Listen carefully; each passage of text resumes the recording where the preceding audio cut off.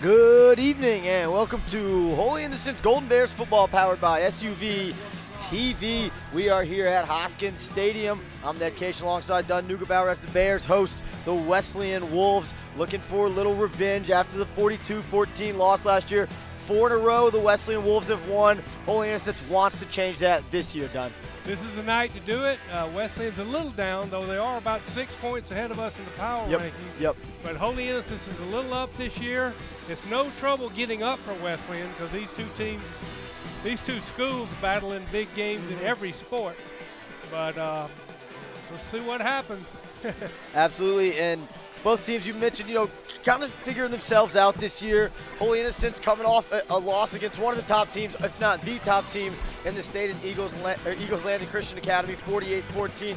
It was 28-14 at the half done, and it was a big turnover in the third quarter that really kind of changed the momentum. And if it weren't for the big turnover in the first quarter, it would have been a 21-14 half. We turned it over on the 19, and then we opened the second half doing the same thing. But as we talked about, we did a lot of good things.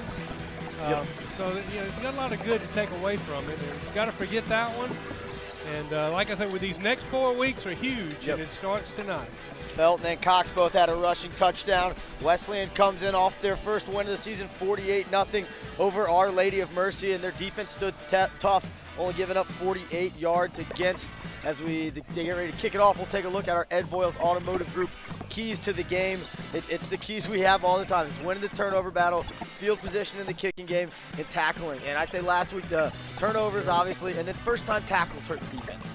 Yeah, and against Eagles Landing, if you let those guys get out in space, as we saw, it can hurt you, and it did a couple of times. Wesleyan brings in their return unit before we get this one kicked off. Give us a quick second to remind you guys about the Holy Innocents Touchdown Club. And that's kind of the team behind the team here, helping these guys do everything on game day, the stuff that you guys don't see. But if you'd like to learn more or become part of the Touchdown Club, visit hiestdclub.org/join, and you can find out where your donation level may lie there. So it looks like we're kind of going to reset things here, and done one thing we mentioned at the beginning. No Richard Johnson tonight for the Bears. He went out with the captains, not in uniform. A guy who we see on both sides of the ball, as well as a leader for this group. Yeah, this is where Coach Winter's next man up philosophy will be tested, because Richard's a big, you don't hear his name very much, but he just quietly gets the job done on both sides of the ball. So that's going to hurt us a little bit. But we do have depth this year. We couldn't say that last year. So we'll just have to reload and go at it. And Johnson has helped this team rush for over 12 touchdowns already on the season, and it's been Michael Cox and Hunter Hawk. They've combined for 10. Davis has 1 rushing touchdown. Alexander Felton each with 2. So it's been contributions from a bunch of different guys behind a strong offensive line. Yeah, a lot of A-backs, running a lot of different people. Michael Cox is still Michael Cox, getting the job done, but some of the pressure's off of him with Hunter Hawk. And then Matt Davis, if you don't watch him, he can get through that line. He's got a little speed, good shifty little runner. He's got some wheels to him, and we take a look at our coach close-ups as you see Coach Winter breaking it down with his kickoff unit right there. Coach Winter in his second season with the Golden Bears, 5-9, 2-2 this year. Lost their first region game last week, but looking to bounce back to even record. Wesleyan under head coach Franklin Pridgeon. They're 1-3 on the season, we mentioned, but 1-0 in region after beating Our Lady of Mercy. So this is kind of a game for both these teams to see some momentum in the region. Yeah, big game, definitely. And the Bears need to get some confidence, because next week it gets no easier when we go to Mount Vernon. And a hot afternoon game, they don't have lights. And then we got Strong Rock at home, a team we lost to last year. And then Trinity Christian, a new team in our – they were Giza, and they've moved in, and they're supposed to be a good team. And then I think we finished with Landmark and Our Lady of Mercy, if my erratic memory is serving me tonight. But it starts tonight. This is a big one.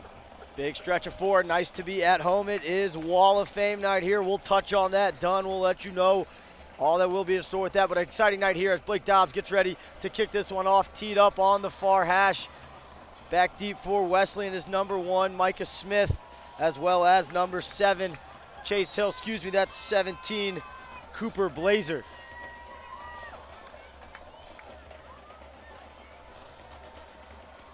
So Dobbs, who's been strong at putting these in the end zone for touchbacks, Does not. It looked like he was in the end zone, but he's not. It's going to be Blazer coming out, crossing the 20, now getting to the 25, almost loses the ball, and he's dragged down at the 31-yard line.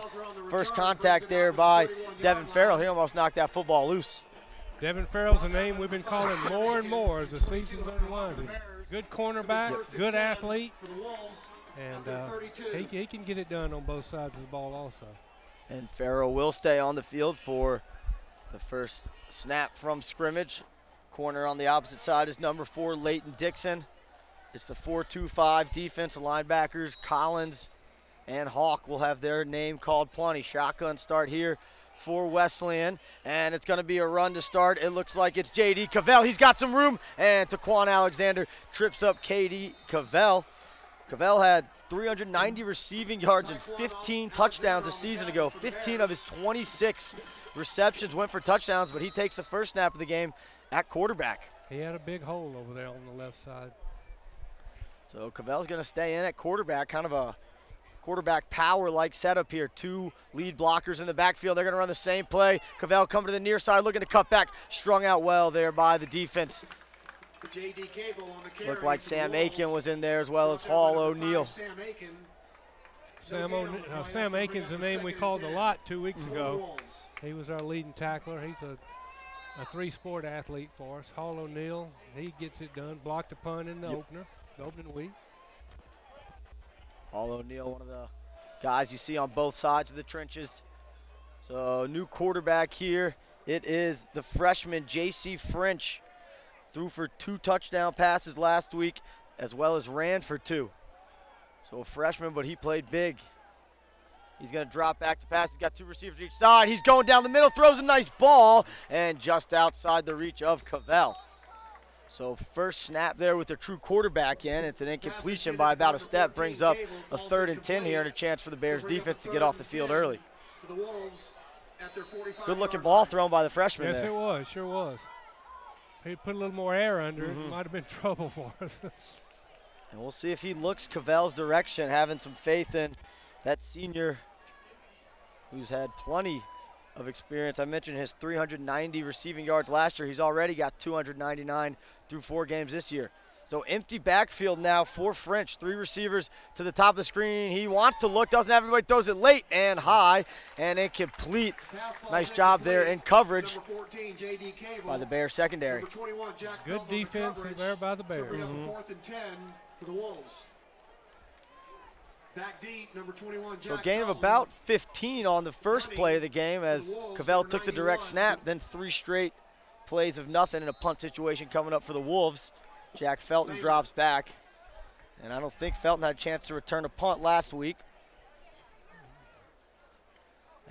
Bears even had to stop on downs, but no punt, and this is a nice punt. Bounces at the 16, settles down there, and will be down inside the 20. Right around the 18-yard line. So the Bears will take over there, 10:20 on the clock. The triple option attack led by the junior quarterback, Matt Davis. We saw a heavy dose of Michael Cox last week in that B-back spot. We'll see if they stick with that or if maybe that's kind of game-to-game, different running backs fit different defenses better. Yeah, Michael Cox, of course, 2 weeks ago he had 4 touchdowns in the second quarter alone. So Coach Winter went back to him a lot last week against that tough Eagles Landing defense. So ball will start on the 19-yard line. Vincillette in motion. It's a give up the middle. It's Cox, but he really has no room to go. And Cox on the carry for the Bears. Gain of 2 on the play. You know this Wesleyan defense probably saw that Eagles Landing film and how much Holy Innocents had success running the ball up the middle to start the game. Yeah, they were ready for that. Gain of 2. Ronnie Williams comes in at receiver and brings the play into Davis. Collins, the tight end, he's here at the bottom of the screen. He had a touchdown pass in the second game of the season against Hebron, or touchdown reception, I should say. Give to Cox. Again, not a lot of room. Powers forward and picks up about 3. So twice now it looks like Cox has gotten hit right at the line, and it's 3rd and 5. It's going to bring up a 3rd and about 5 for the Bears at their 34-yard line. So Taquan Alexander will come get Vincillette. Landon Cardian comes in as the receiver. So a little more speed on the field with Alexander now in at the A-back spot. Cardian we saw with a nice catch a couple weeks ago on a post route. Alexander in motion. Now they pitch it out to him. He's got some blockers in front of him, and he's going to get cut up. Great tackle there. That was number 40, Luke Carroll, for the Wolves defense, and about a yard or two short is the Wolves, or excuse me, are the Bears, and they'll punt as Marshall Nichols trots out. See on the replay, it looked like there was going to be space there, and Carroll just tracked flat down the line and made a really impressive tackle. If Carroll doesn't make that tackle, that's a first down for Alexander. So Cavell drops back deep for the Wolves. He stands on his own 38-yard line. Good snap to Marshall Nichols. Nice punt by the right footer. Drives Cavell back near his 30. Fields it looking for room. Hunter Hawk down there. Can't make the first tackle. Cavell to the far side and tripped up there. Leighton Dixon cuts up Cavell from under at the 46-yard line, and Wesleyan will start their second drive. Nichols continues to do a good job of kicking the ball. He's probably averaging a little over 40. Yep. He had the one blocked at Hebron. Yep. But he does a good job. Only a sophomore. And he gets a nice, good spiral on it when it comes down to take that friendly bounce. So French stays in at quarterback. Two receivers here to the bottom of the screen. Two at the top. It's number 15, Andrew Lohr, in at running back. Lohr had 2 touchdowns last week. French looks right, quick throw, and Cavell slipped coming off the line, incomplete. Pass intended for number 14, Cable, falls incomplete. Bring up a 2nd and 10 for the Wolves. So now Wesleyan's going to bring in a heavier package. As 45, Jackson Turner comes onto the field. We'll see him at linebacker as well. And the new running back is number 40, Luke Carroll, who just made the big tackle on defense. 2nd and 10 for the Wolves. 2 receivers here to the bottom. It's a keeper for French. He's trying to get to the outside. He has room, and he's got some blockers in front of him, but he trips over himself, and he's going to be a little bit short of the first down. I think he was trying to decide where he wanted to go and kind of tripped himself up there. Otherwise, he'd have had the first down pretty easily. No doubt, but it's going to bring up a 3rd and 3. For the Wolves.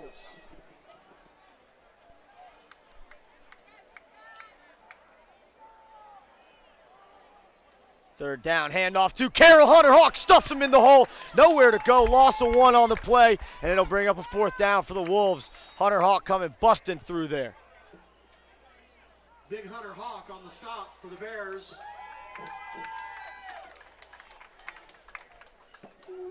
Ball carrier number 40, Carroll. Gain of 2 yards. And it is going to be a punt situation for the Wolves. So they go 3 and out on their second possession as Harrison Larner comes on to punt. And timeout called by Holy Innocents. And we'll take a quick timeout with them here. 7:13 to go in our first quarter here at Hoskins Stadium. Still 0-0.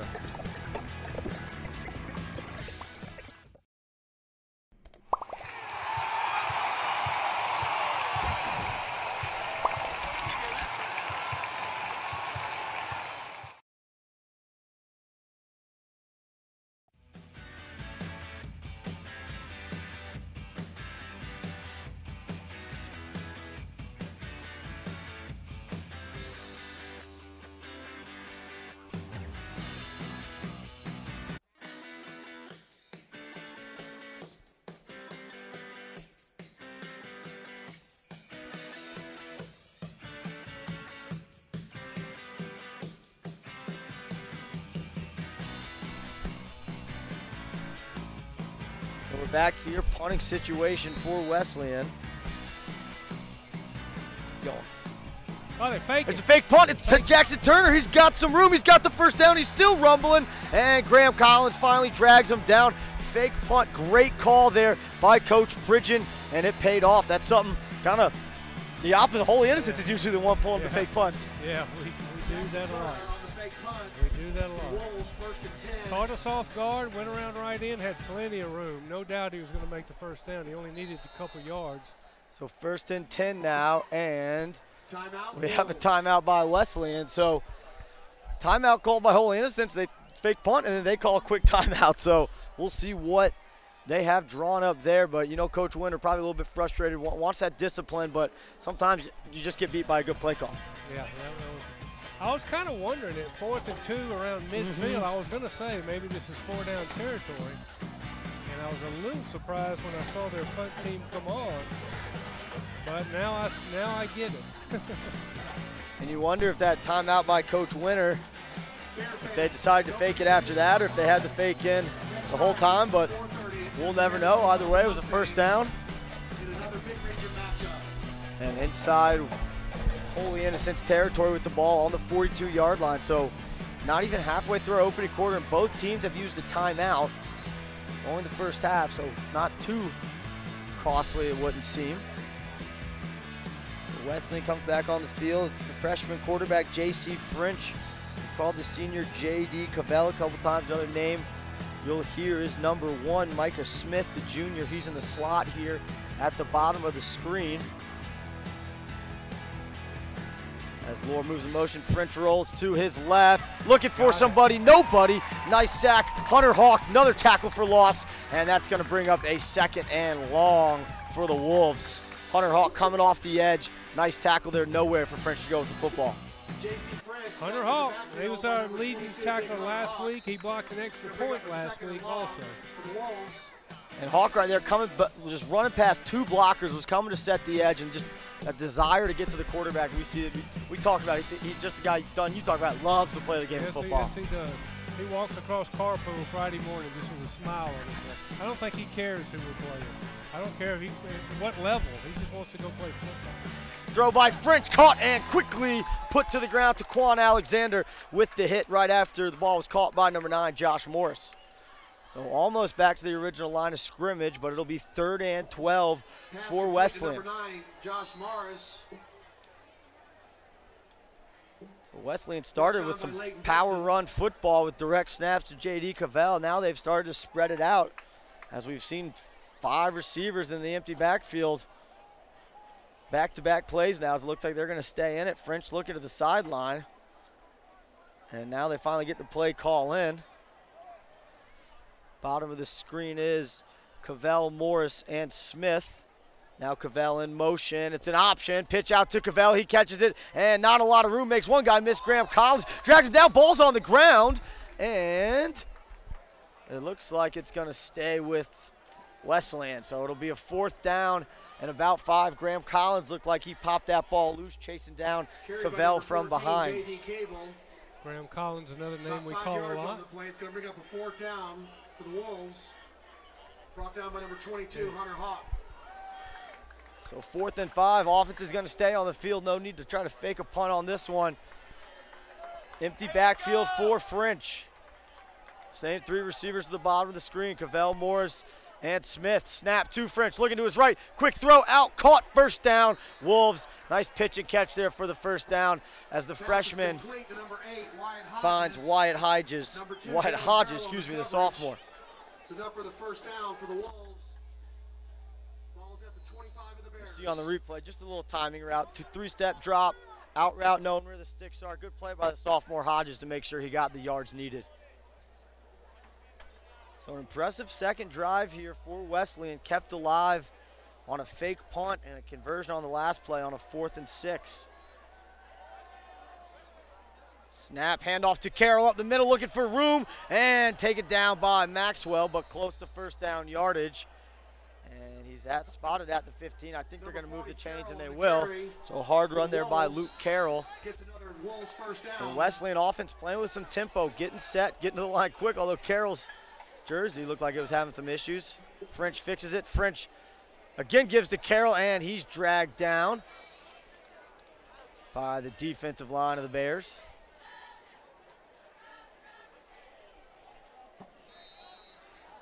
So Carroll on the carry for the Wolves, brought down by number 53, Will Harrell. Going to bring up a 2nd and 8 for the Wolves.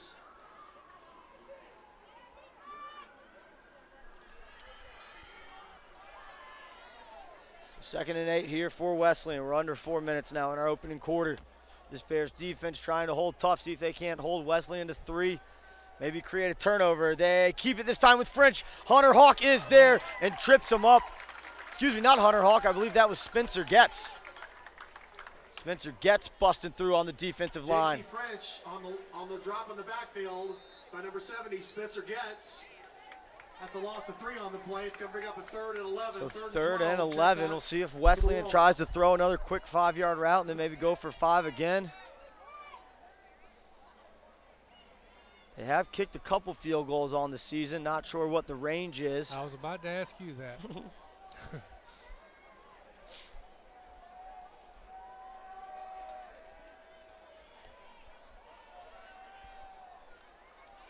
French looking to his right, double pumps, throws, caught Cavell near the goal line and reaches across. He is in. KD Cavell gets Wesleyan on the board first. See on the replay, French with a little bit of a double pump. I think he thought Cavell was going to come out of that break early and just throws the ball to space. Well run by the senior receiver who, as we mentioned, had 15 touchdown receptions last year. He had 26 catches on the year, 15 of them went for touchdowns. That's pretty incredible. Yeah, you know who they look to when they get down there. He did a good job of getting it across the goal line, too, right there. He sure did. Yeah, he caught it about the 1 or the 2 and stretched it across. On the PAT is good. Gives the Wolves a 7-0 lead. That was an impressive drive. The fake punt, the 4th and 6. And they spread the field but ran the ball pretty well a couple times. Good pass there by the quarterback. So now the Bears with a chance to respond, and something that they did well last week. You know, I believe it was the second play. Elko ran 174 yards, and then Holy Innocents came back and ran their offense, pounded the ball away, a 7-minute drive, and punched it in. So they'll look for that kind of response again. Yeah, that would be good. Run out the first quarter, keep the ball. They got the running backs to do it. They've hardly had the ball. They went 3 and out in their first possession. The only possession only lasted about a minute and a half. So, you know, this offense is kind of, you know, biting at the bit, ready to get back on the field. Right. They're used to being the offense that's on the field, not on the bench. Right. So the kickoff will come from Larner, who converted on the extra point. And now he'll convert on putting this one in the end zone for a touchback. That one almost went through the back of the end zone. That was an impressive kickoff right there. Harrison Larner is going to give the Bears a 1st and 10 at their 20.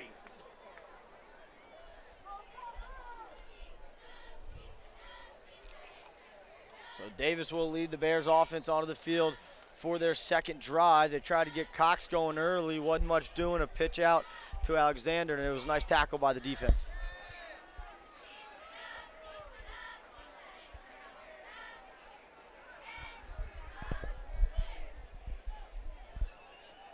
Davis checks with Coach Winter, making sure everybody's on the same page. Cox still in the backfield. Vincilette in motion. Give to Cox. Off tackle. Has a little bit of room, but wrapped up by Micah Smith. Gain of about 4 there for Cox. Looked like he might have had a little bit more room, but Smith coming up from his safety position made a nice tackle. Yes, he sure did. Cox, our north-south runner we talk about. Felton and Vincilette, the A-backs. Ronnie Williams, the receiver, tight to the formation. Bottom of the screen is Collins. Give to Cox, and nowhere to go, as there were plenty of white jerseys around him there. Still picked up a yard or 2, bringing up a manageable 3rd down for the Bears. Big play here. Need to keep the ball. Keep the defense off the field. Down by number 50, Tanner Bivens. Let them rest. And number 45, Jackson Turner. It'll be a 3rd and 4 for the Bears. So 3rd and 4, Felton checks out. As there's only one A-back, it's Vincilette. And Cardian and Williams, the receivers, see if they go to the air here for the first time today. They will. Williams rolls to his right. Nice block there by Cox. Has a man. Cardian caught, 1st down. Great patience there by Williams to wait for Cardian to get open. Great block by Cox in the backfield. And, you know, almost more impressive by that block by Cox is he didn't really block him because he didn't want to get called for that peel black block. He just kind of sealed. He sure did. And Davis did a good job of waiting it out. Cardian's a good receiver. He had a 40-yard catch a couple weeks ago. good athlete, big, tall, 6'4" kid, only a sophomore. And of course, Holy Innocents still trying to replace Mikkel Tubbs, their star receiver. So it's kind of been by committee with Cardian and Williams, but Cardian's had success as of late, missed the first couple games. Cox gets the carry there, picks up about 4. But Cardian's, similar to that big size receiver. Yeah. And a lot of these triple option coaches like, you think about back to Georgia Tech, Calvin Johnson, Demarius Thomas, these big tall guys when you got to throw it. Yeah, he's got good hands. Mm-hmm. And ran a good route. And we've seen him do a little bit of kicking duty. Yeah, he can kick it as well. So now it's a tight formation. Vinchellette in motion. They're going to bring it back to the near side. Oh, they're going to give it to Hawk up the middle. He's going to pick up another couple. God. Holy Innocents is saying there was a fumble. I haven't seen the beanie toss. So they're going to say, nope, they're going to say it was a fumble. Recovered by Holy Innocents. Luke Carroll comes out of the pile with the football. That's the second big play from Carroll as he had the tackle on the 3rd and short on the first possession. And a turnover in their own territory for the Golden Bears.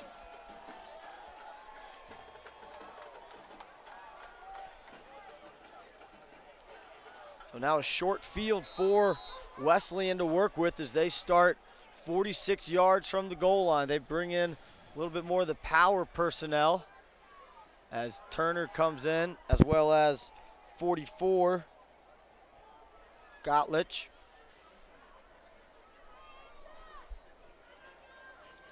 So now a single receiver to each side. This is how they started the game. They ran some quarterback power. We'll see if French snaps and keeps it.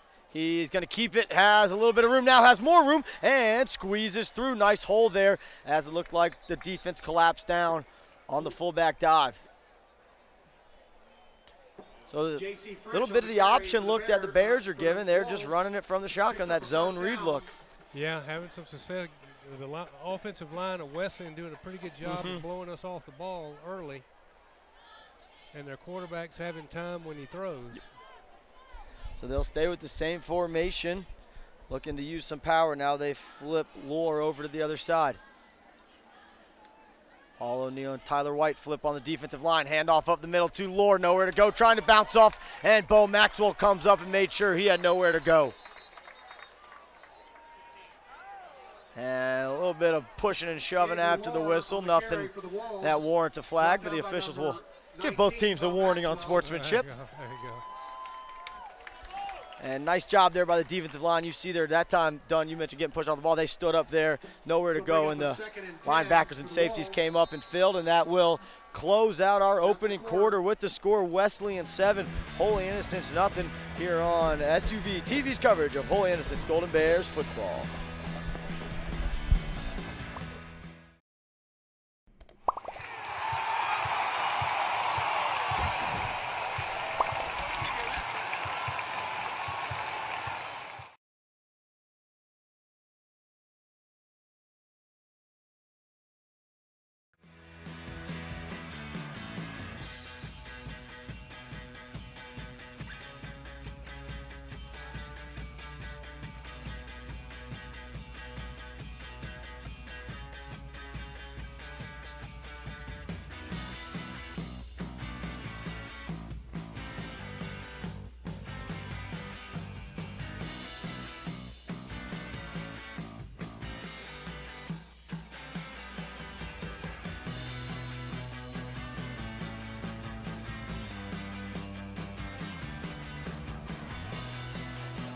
Welcome back to SUV TV's coverage of Holy Innocents Golden Bears football. And if you want to find out how you can help the Golden Bears football team in other ways, be sure to visit hiestdclub.org/join. Find out how you can donate or be a part of the Touchdown Club here for Holy Innocents, the team behind the team. So a 2nd and 10 here for the Wolves. Start second quarter, set up the screen pass, pressure in the face, caught by Carroll down the sideline, and a flag comes in for what I believe will be a horse collar tackle.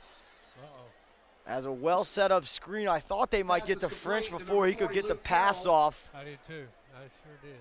There's a flag on the play. Tackled short of the first down marker, but tackle came up around the neck, and they'll be quick to call those. And they do. It'll be a face mask, so not a horse collar, but either way, 15 yards from where that play ends, and it'll be inside the red zone for Wesleyan. Right at the 20.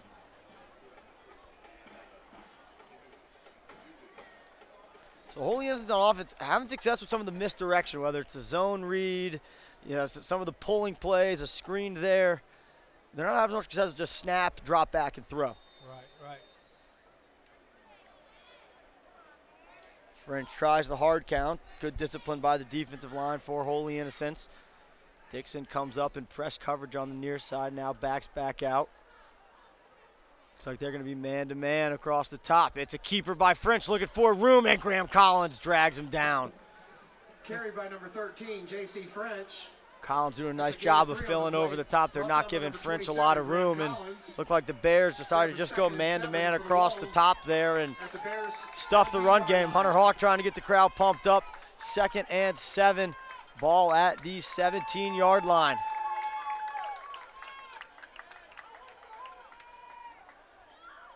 Carroll in with French. French keeps looking for room, trying to bounce it to the outside. Collins is there again, and coming up to fill on the outside. That was Bo Maxwell, I think. Maxwell playing a nice game here in the first half. The carry, brought down by Bo Maxwell. Only a sophomore. That's a loss of 1 on the play. It's going to bring up a 3rd and 7. Need a big stop right here. Well, next 2 plays. Maxwell, 6 foot, 140 pounds, 145 pound sophomore. And now it looks like Holy Innocents is going to go to their 5 receiver set again. They'll go 3 to the near side with Cavell, Morris, and Smith here at the bottom looking to his left. Quick throw, and the timing was just off there as the ball was on to Hodges before he turned, and it'll bring up a 4th down. It looks like the field goal unit's going to come off the field, led by the kicker, Larner. We'll find out his range. Morris. Devin Farrell. He had a big boot on that kickoff, so we'll see 34-yard if he can put this one through. Hold is going to come from the intended target on that last play, Wyatt Hodges. Hunter Hawk did block an extra point last week. See if he can't maybe squeeze through the line. The kick gets off, high kick. It looks to be through, and it is. So 34 yards there by Larner, and a 10-0 lead now for Wesleyan. They took advantage of our turnover. Yep.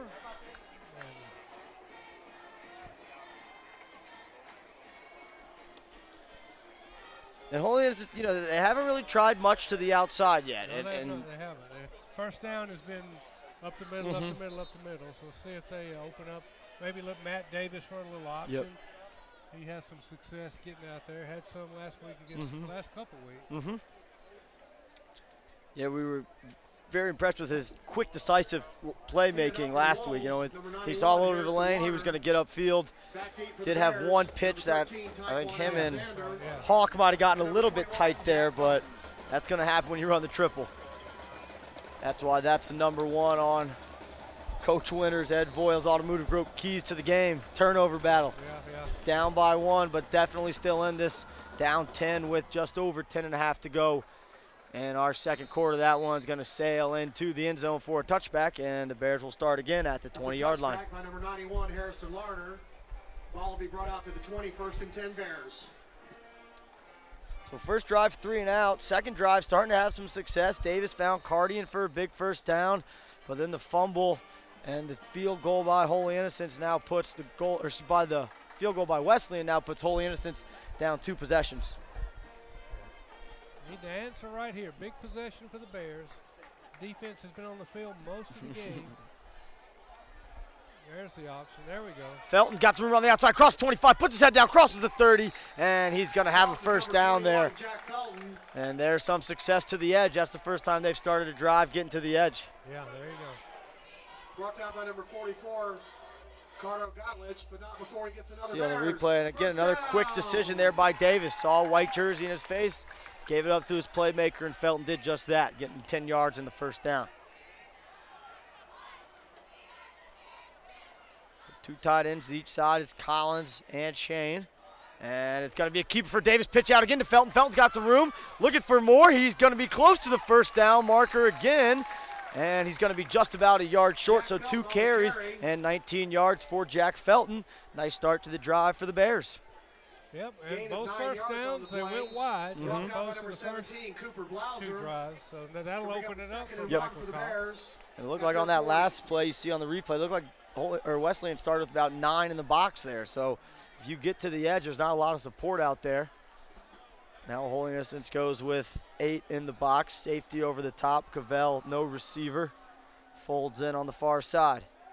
Keeper by Davis. He's going to keep it. Nice move to get the first down. So Davis kind of smart play there. He may have had Alexander. He knew they just needed a yard for the first down and just guaranteed they moved the sticks. But not before he gets another Bears first down.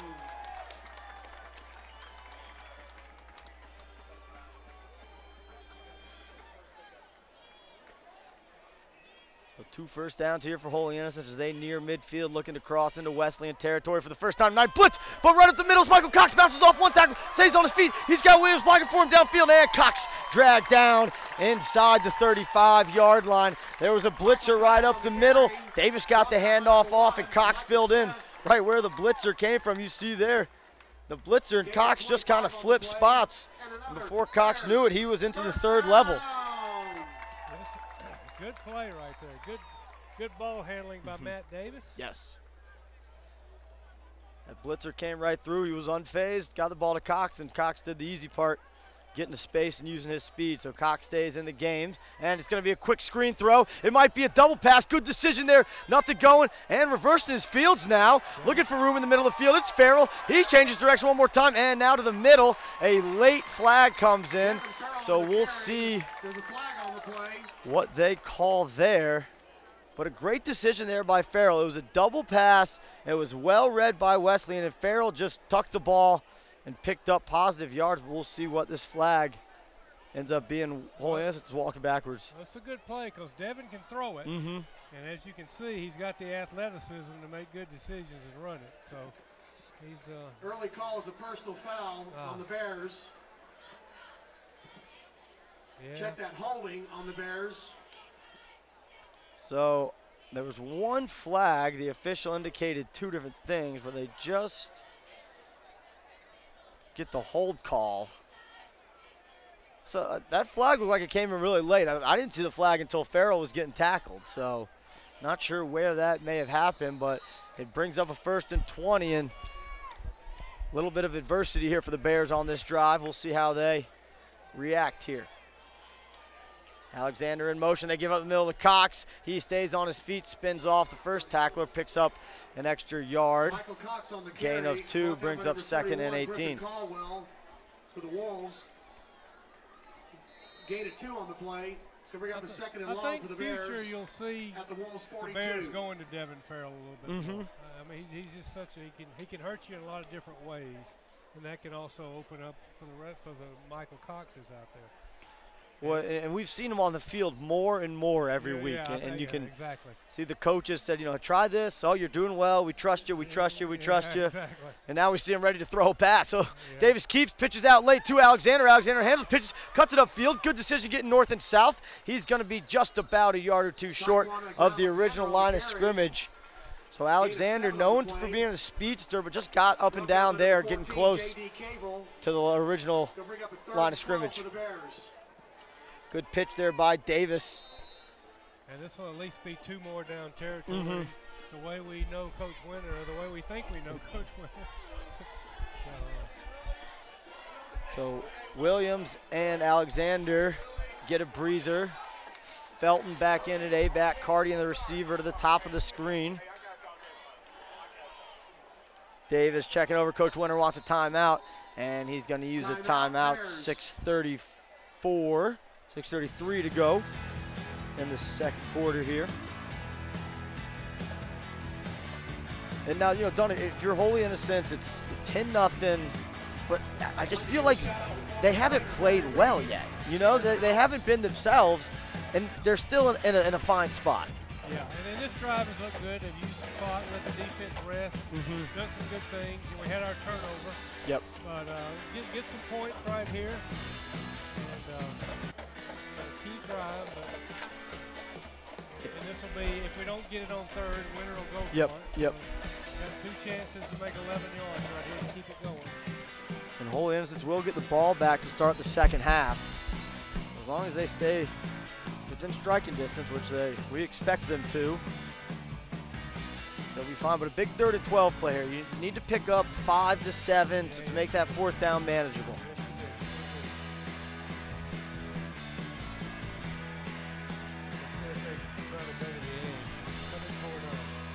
Had success with Jack Felton on the edge the first 2 plays of this drive. He's the man in motion, and they get the ball to him, and he's got some blockers in front of him. Vincilette with a nice block, gets to the outside, and they're going to get Vincilette for the hold, and I have to think that's just a better job of Carroll begging for the call. You'll see it here coming into your screen. As soon as Carroll gets close to the official, he starts throwing his hands up as if he can't move. And, I mean, Vincilette doesn't really get outside. Maybe a little bit of a hold there, but Carroll getting his hands up, lobbying for the call, got the call. I was wondering how long we were going to go before we complimented Vincilette on the block. He always does a good job of blocking. But that time they caught him, or they called him anyway. Yep.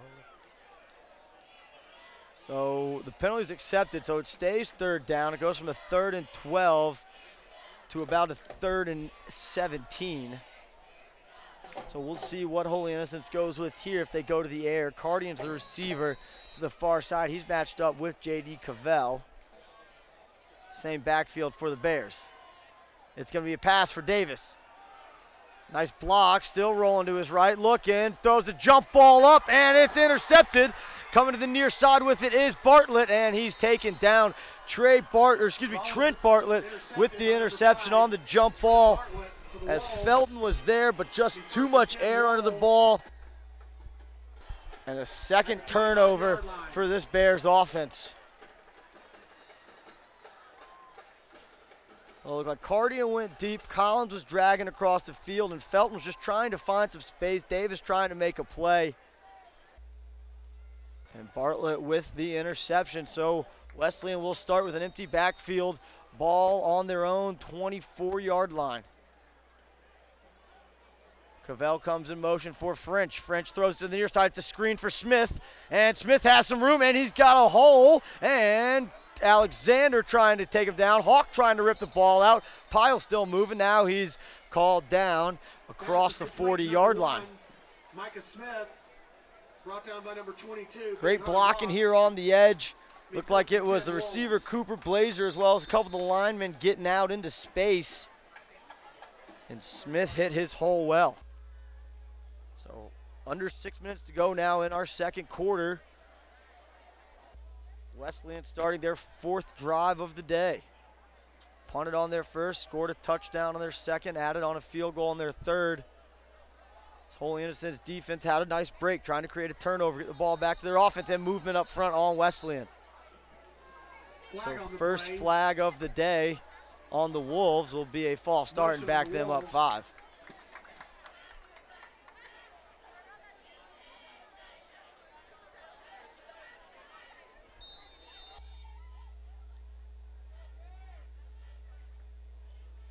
Luke Carroll checks into the game. Jackson Turner heads to the sideline. French has 2 receivers to each side. Morrison, Cavell to the near side. Snap, handoff to Carroll, looking for room, nowhere to go. Met behind the line of scrimmage. Guess who? Double deuce, Hunter Hawk. Brought down by number 5, Sam Aiken, and number 22, Big Hunter Hawk. So that brings up a 2nd and 15. They're going to say he got back to the original line of scrimmage. And now Carroll heads off. It's Gottlich in the backfield with French. 3 receivers at the top of the screen. Cavell at the bottom. He's got Farrell in his face in press coverage. Cavell runs deep. Farrell, nice coverage, and it looked like a push-off there. Nothing called. Ball was thrown out of bounds. Great coverage there by Farrell. That's what I saw. I thought it was offensive pass interference. Attention, all Wall of Fame inductees, please go down to the track at the 40-yard line. All Wall of Fame inductees, down to the track at the 40. And their families. And William Wills checks into the game at linebacker with Collins.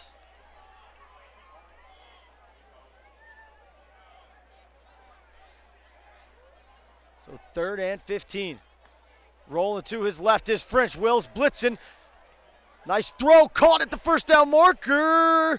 Dixon hit him right there, and we're going to see, and I think they're going to give him the spot for the first down. Cooper Blazer caught it right at the first down marker, and they do move the sticks. You see there William Wills bringing the blitz, Roland French to his right, and just finding the soft spot against that zone coverage. And Dixon was there, but maybe just a step late.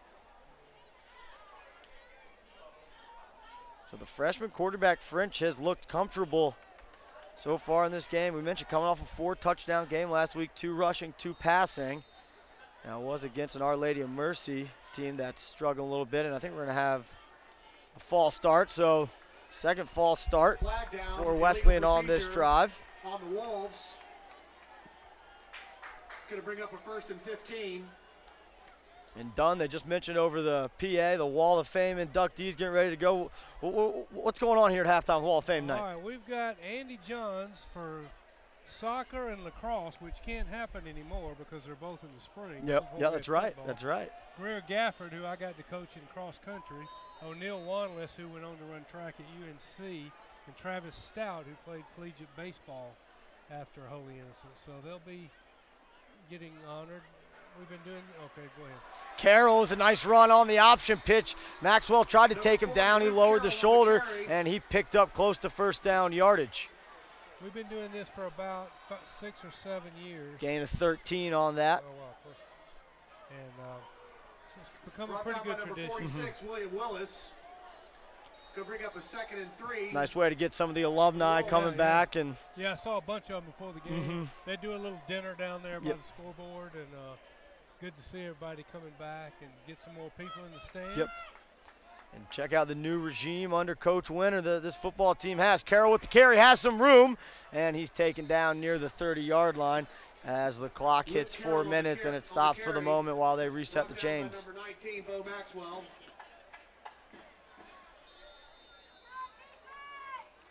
So Hunter Hawk back in the game. He came out for a couple plays. Didn't see him getting checked out, so may have just been talking to the coaches. Yeah, we don't need him hurt. So it looks like we're going to go with 2 receivers at the bottom of the screen as well as a tight end here for Wesleyan. And it's going to be a handoff up the middle. It's Lohr. He's got room, and Farrell takes him down inside the 15-yard line. Number 15, big hole Andrew Lohr on the carry for the Wolves. Brought down by number 2, so Wesleyan having some success running the football in this first half. At the 13-yard line. Yeah, looks like their offensive line's doing a good job staying low, getting an initial push on our guys. And we're going to have to counter. And a handoff up the middle again. This time it's Carroll, and he is in for the 2nd Wesleyan touchdown of the night. 12 yards out. Luke Carroll gives Wesleyan a 16-0 lead.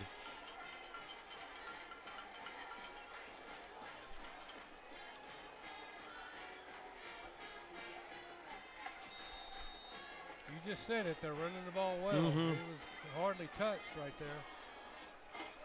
As he coasted in, Carroll, we called his name first when he made a big 3rd down tackle on Holy Innocents' opening drive, forcing the punt. Dixon coming off the edge, couldn't quite get there, and the extra point is up and through. 91, Harrison Larner. So 17-0. Holy Innocents now trails. 3 minutes to go. 2 timeouts, one timeout. And we'll see what they can get. And, you know, like I said, they've gone to the air twice now. 1 completion, 1 interception on a jump ball. So we'll see if Coach Winter goes to the air any more there, if he just keeps what he's doing. And you know, that's kind of what you got to do with the triple option. It gets tough when you get behind, but you got to stick with what you do. Hope the defense misses an assignment, get your athletes in space, and let them go make a play. I think the key will be to get a score. And like you said, we get the ball first in the second half. So get some points, get some momentum, use the rest of the clock, and then we still got Harrison Larner going to tee it up for the Wolves, back deep for the Bears. So Larner has this one teed up. He's put all 3 of his into the end zone for touchback so far. We'll see if maybe this one will stay in, but Felton and Alexander standing about the 10-yard line don't look like they're planning to catch a kickoff. They haven't yet. And they won again. Larner puts this one about the same spot, top of the numbers, almost out of the end zone. And Matt Davis will once again start this offensive drive with the Bears offense at the 20-yard line.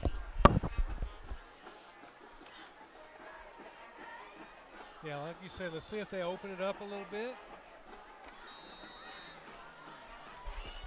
Get it around in, throw it a couple times. So 3:12 to go. Again, we mentioned a one timeout. Clock stops on first downs. Cox, the B-back. The A-backs are Vincilette and Felton. Give to Cox up the middle. He's barreling forward and picks up almost 5. They're going to give him 4. 35, Michael Cox. Gain of 4 that looked like Cox's hardest run of the day. He just said, I'm going for it. I'm making sure I get a first down here. Those legs do keep churning. Mm-hmm. You have to hit him quick before he gets going. Blake Dobbs a little gimpy getting up. Looks like he's waving off the coaches saying, I'm staying in, I'm staying in. He wears a boot all week during school, and then he's always out there playing. And kicking, for that matter. Nice move by Davis, and he'll pick up a few. Doc Davis on the carry. Gain of 3 on the play. It'll bring up a 3rd and 3 here for the Bears. 53. Need the football to hit the nose of the 30 and move that first down mark. Gonna bring up a 3rd and 3 for the Bears. And now Dobbs does come gimping off a little bit. Looks like the coaching staff may have won that battle. He'll get checked out quick and be ready to get back on the field, I'm sure. Cardian stays in a receiver. He's at the top of the screen. Collins, their pass catching tight end here at the bottom. Felton in motion. Davis keeps. Now pitches out to Felton. He's got some room. He's got to make a man miss. He does. Picks up the first down and gets the ball to the 33-yard line. Carry of 6 there for Jack Felton, and he picks up a first down. Number 53, Colin Condua. That was pretty big. We didn't want to be punting it back to those guys. Yep. That was pretty. So now the Bears getting to the line a little bit quicker as we tick under 2 minutes. Ronnie Williams, the receiver here at the bottom. And handoff up the middle, and that looked like, I think it was a false start. Nope, offsides they're going to call. So 5 free yards there, and the clock will stop for the moment.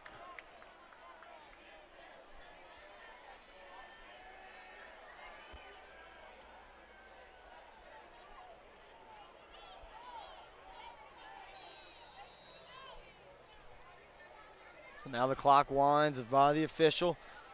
Approaching the 90 seconds here in our half. About 62 yards stand between the Bears offense and the end zone right now. It's going to be a keeper by Davis. He's got Alexander. Now gives to Alexander. Carroll trying to string it out. Can't catch Alexander. Alexander down the sideline and taken down there by number 5, Trent Bartlett. Nice speed shown by Alexander. Brought down by number 5, Trent Bartlett of the Wolves. But not before he gets it as he picks up about 25 yards on that carry. Yeah, once he gets outside, we talked about his speed, and he had some green in front of him. You see on the replay, Carroll thought he had an angle on him, and Alexander's speed and Landon Cardian, great blocking downfield and getting his hands off before a hold will get called. So 1:17 on the clock. It stopped because Alexander went out of bounds. Davis is going to throw. Farrell, stop and go. Resetting his feet. It's another jump ball, and it's going to be an easy interception for Bartlett, his 2nd of the game. Now he's coming down the near sideline, and Michael Cox takes him out of bounds and throws him down. I don't know if we're going to get a flag for a late hit. We will. And now we're going to have some pushing and shoving over on the Wesleyan side. Has some frustration coming out there from Michael Cox as he took down the interceptor there. Davis had the man, then nice pressure, reset his feet, and just didn't have the arm strength to get the ball there. I don't know if you ever saw Bartlett sitting underneath, but 2 picks now for Bartlett. And a short field could get even shorter if this personal foul goes against the Bears.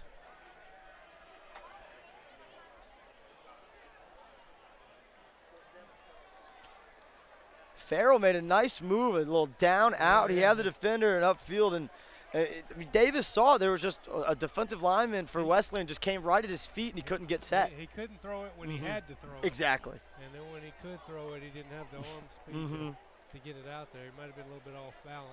You could see that it was short and it was going to get picked off. Yep. Got to keep him out of the end zone. Personal foul and sportsmanlike conduct on the Bears. So only one flag there. Again, I think it was Cox just throwing him out of bounds a couple steps too late. Definitely flag worthy, nothing too malicious, maybe just a little bit of frustration. Yeah.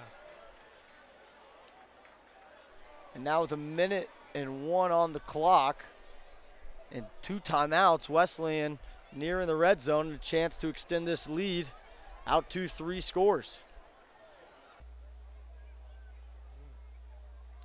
But to your point earlier, we saw Farrell there. They're trying to get the ball to Farrell in some different ways. Yeah, I think he's going to be key. So French in at quarterback, 2 receivers to the near side. Now Cavell comes in motion. French gives to Carroll. Carroll looking for room. He's met a couple yards past the line of scrimmage. He'll gain 3. Looked like the linebackers were there to meet him. Hawk, as well as 56 Hall O'Neal. And Holy Innocents will use, Wesleyan will use their first of 2 remaining timeouts.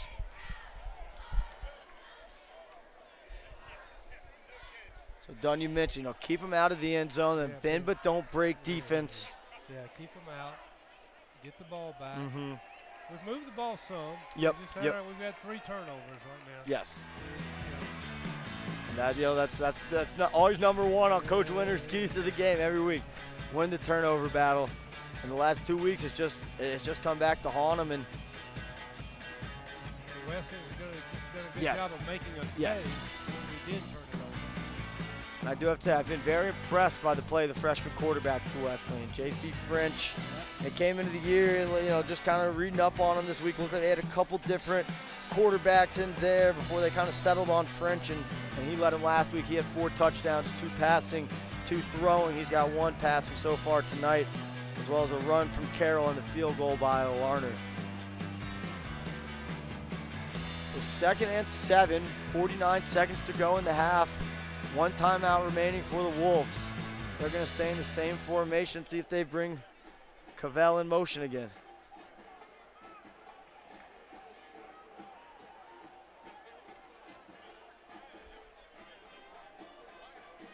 And not sure what we're waiting on.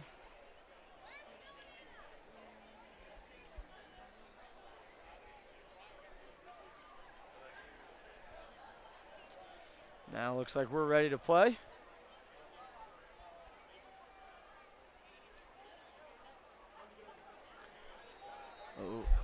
This close to the goal line, it's been success running between the tackles for Wesleyan. Let's see if they continue to do that. Quick throw by French. He's got Turner. Turner's got space, and Turner is going to get in for 6.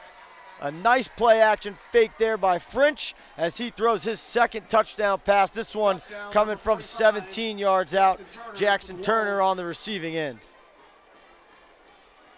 And just a great play action, getting the linebackers to bite upfield. You could see just how open Turner was there. Yeah, it fooled our defense. He was open. And Turner, a big load when he gets moving downhill, just a sophomore.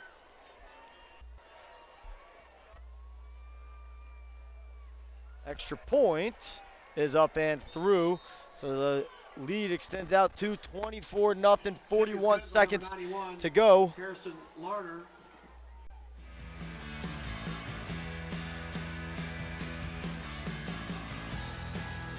We talked about, I was just saying how much success they had running between the tackles. It was a perfect play action fake call there as they faked the handoff, a little pop pass. I know, I was expecting them to do the same thing. The last time the guy didn't get touched, a touchdown. Yeah. So why wouldn't you go back to that? And apparently that's what our defense is thinking as well. And he was very open. Yes. So off of Davis's 2nd interception, Wesleyan punches in their 3rd touchdown of the game. Now 17 points off of turnovers for this Wolves team. And that's been the difference. Yes, that sure has. And the other 7 came off a fake punt. So it's just been taking advantage when the opportunity is there for Wesleyan. Expect another touchback, although this one's going to pop up and is going to be able to be fielded by Alexander at the 5. See if we can't get a return, maybe a little life here as Alexander finds that room, now bounces outside, reverses his field. A flag comes in. Staying on his feet is Alexander. He ducks out near the 42-yard line. And that flag is right in the area of a hold or a block in the back. You know, we had that first 2 weeks plagued by the penalties. A lot of holding. Call is holding on the Bears. And it looks like we got nailed again. And it is a hold. It looks like that's spotted at the a hold happened at the 35, so the whole instance will start with the ball on the 25, 29 seconds, 1 timeout. I can't imagine Coach Winter is going to get too aggressive here. Just get to the half, regroup. You know, if you look at 24-0, that's 3 possessions with your 2-point conversion. Yeah, so. Yeah.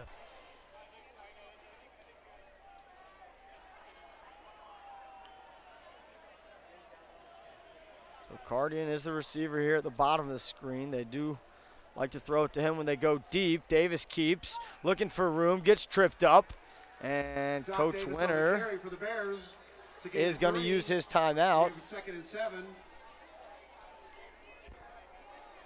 Timeout called there. Timeout, Bears.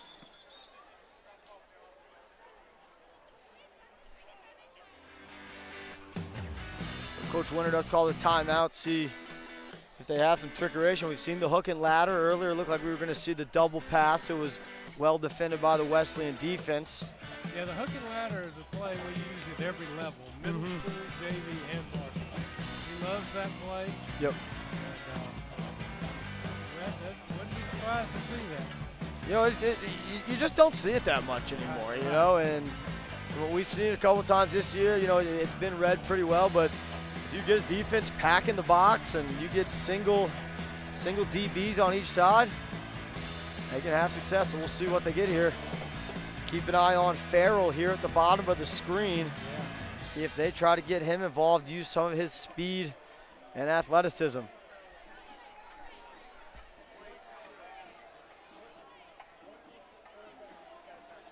And it looks like they might want to put 24 seconds back on the clock. Although nothing.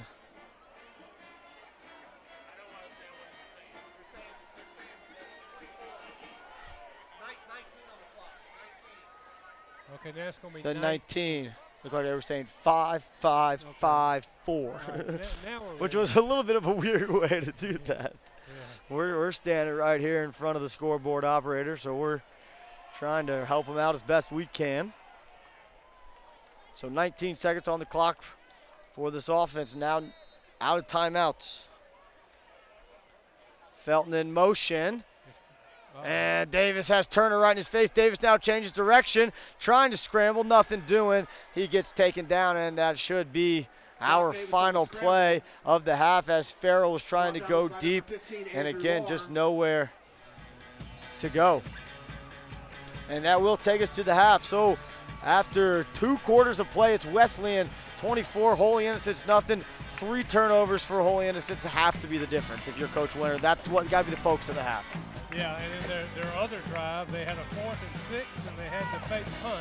Yep. And then they just, for the rest of the half, they just took advantage of what we gave them. And we gave them too much. We had to throw away the 2 interceptions, and we're going to have to, don't really would like to be in our dressing room right now. I don't know how soft the message is going to be delivered.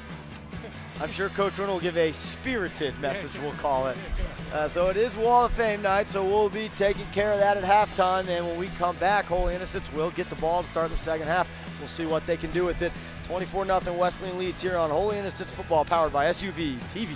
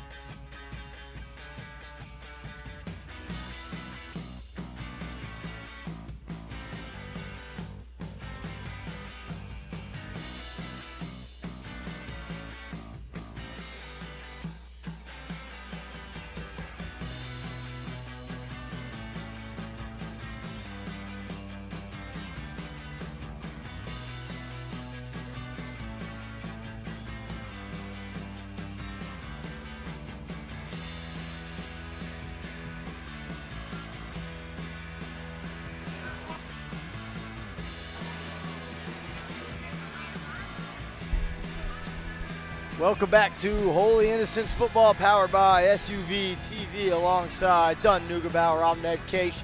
Golden Bears trail 24-0 to Wesleyan. After the first 24 minutes, they get the ball to start the second half. And, you know, at the half, I'm just kind of thinking, you know, offensively, it just doesn't quite seem to be the same team that we saw last week, even against one of the best teams in the state.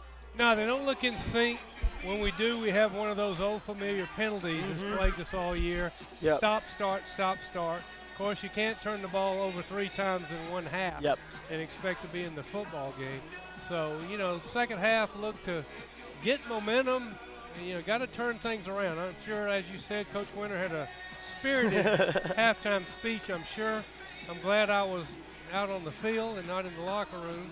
But it wasn't one of our better halves. And then a great Wall of Fame induction at the half. A couple very impressive accolades getting read off by some of these former Bears, going on to the next level, having plenty of success there. And I got a feeling we'll see some of the guys we're watching right now go on in the future, have a lot of success. Yeah, we will. I totally agree with that. So the rule is you have to be graduated 5 years, so that's so down the road. Yep. All right, here we go. So teeing it up for the Wolves is Harrison Larner. He had a field goal in that first half, along with 3 extra points. And as Larner gets this one teed up and wait for the clock to reset, we want to remind you that you can get involved with the Touchdown Club right now. Visit HIESTDclub.com. One more time, HIESTDclub.org/join. Find out how you can be part of the Holy Innocents Touchdown Club. And speaking of touchdown, that's exactly what Holy Innocents needs to start this second half. We'll see if they get a chance to return it. The last kickoff of the half was a long return by Alexander, of penalty flag.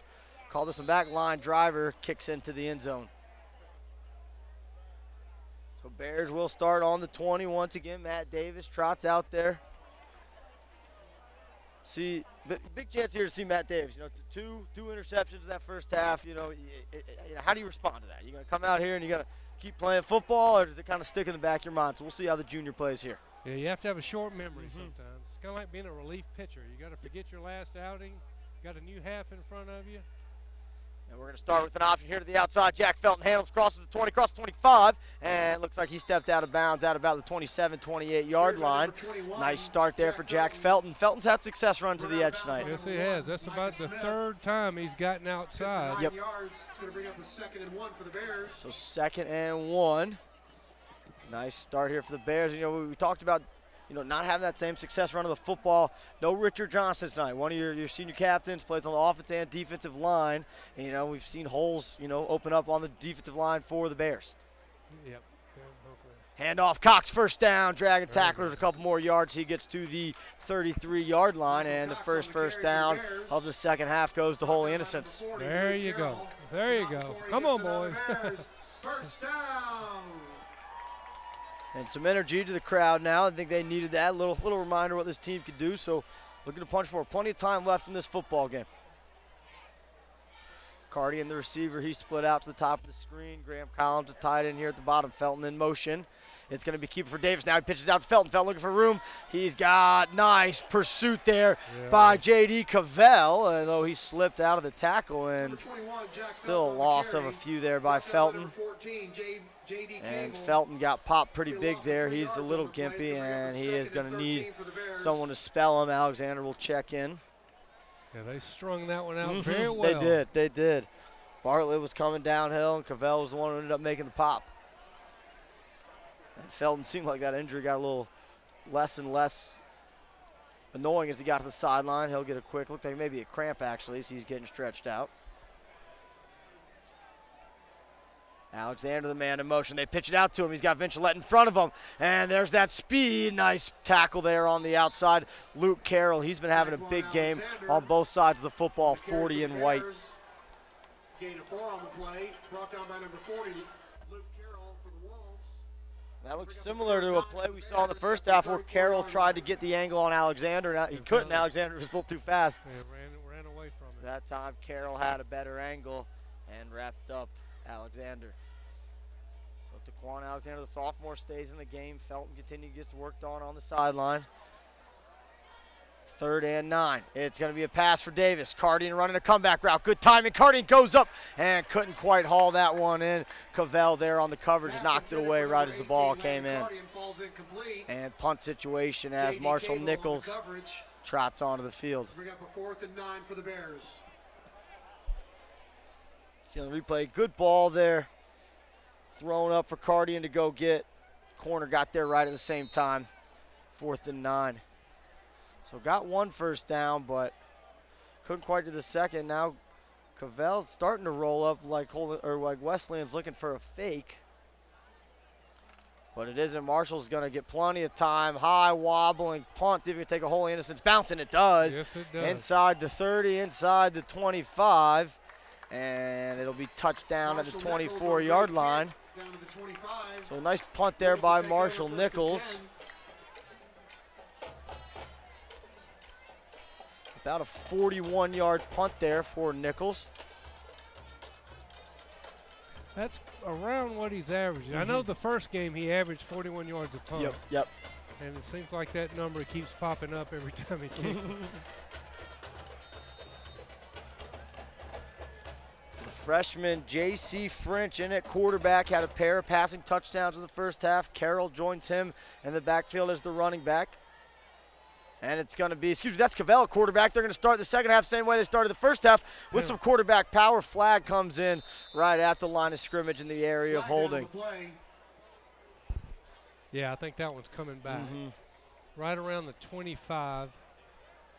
And it's going to be actually be a chop block, so it'll be 15 instead of 10. So that'll help out the Bears defense, but more success for Wesleyan on that quarterback power play that we saw to open the game. Yep, the first 2 plays they went with that and got some yardage. And when you run that quarterback power, when you're playing defense, a lot of times you have the extra guy because you're not accounting for the quarterback on a handoff. Right, when it's that quarterback power, now it's man for man, and Wesleyan has the extra blocker in there.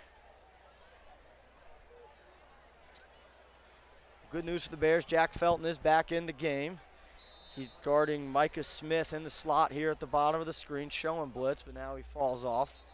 And we're going to have a false start on Wesleyan, so they're putting themselves in the hole, minus 20 yards so far in this half due to penalties.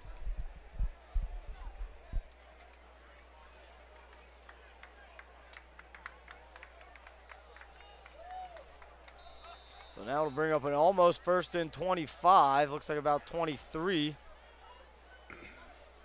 French in the shotgun, he's got his trip receivers to the near side. Carroll flips over to that side. They hand off to Carroll. Carroll looking for room, nowhere to go. Nice tackle there on the outside. That was 53, Will Harrell. No gain on the play, brought down by Will Harrell of the Bears.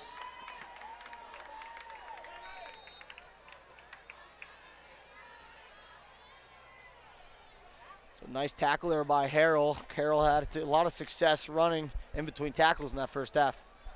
Yeah, and some good holes opened up by the Wesleyan line.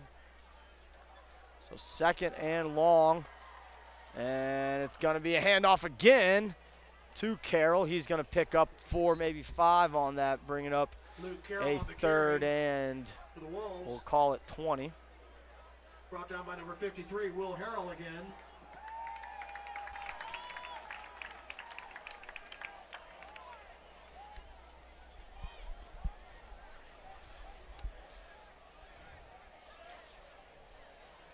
So Wesleyan changing their substitutions.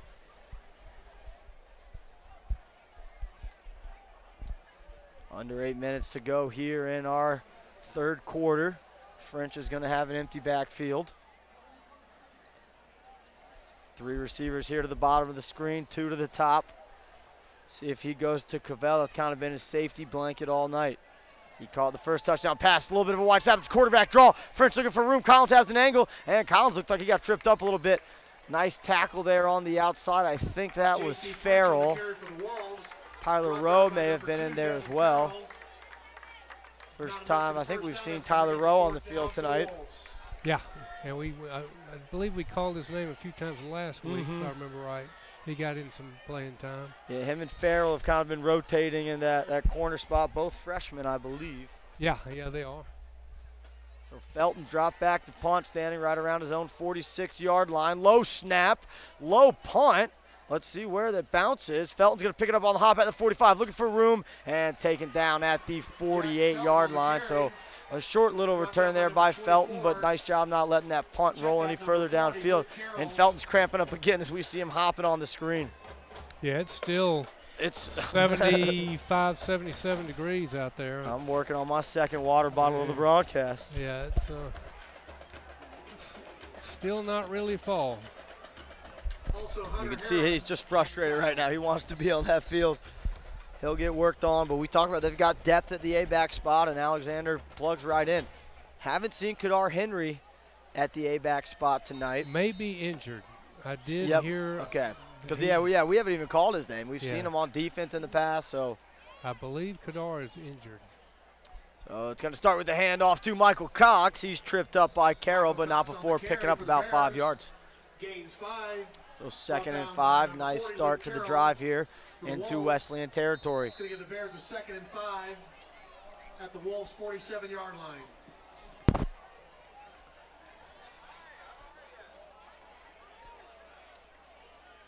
Ronnie Williams, the receiver, at the top of the screen. The tight end, Collins, at the bottom. Shane, the other tight end, to the right of the formation. They're heavy to the strong side, and coming to the opposite side is Cox. He's about a yard short of the first down. Michael Cox on the carry. Nice play call there as they ran away from the blitz side. Brought down by number 14, J.D. Cable. Bring up a 3rd and 1 for the Bears.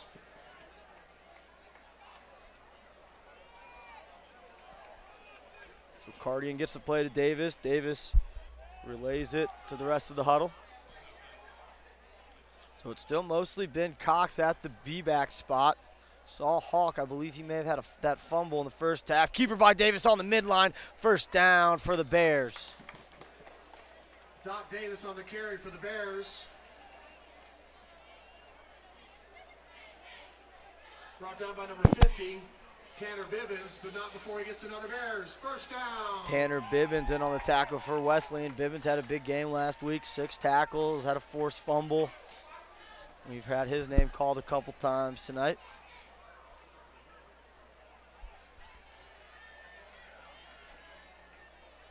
Coach Winter changes the play call. Davis under center. He's going to give it to Cox, who has room, staying on his feet.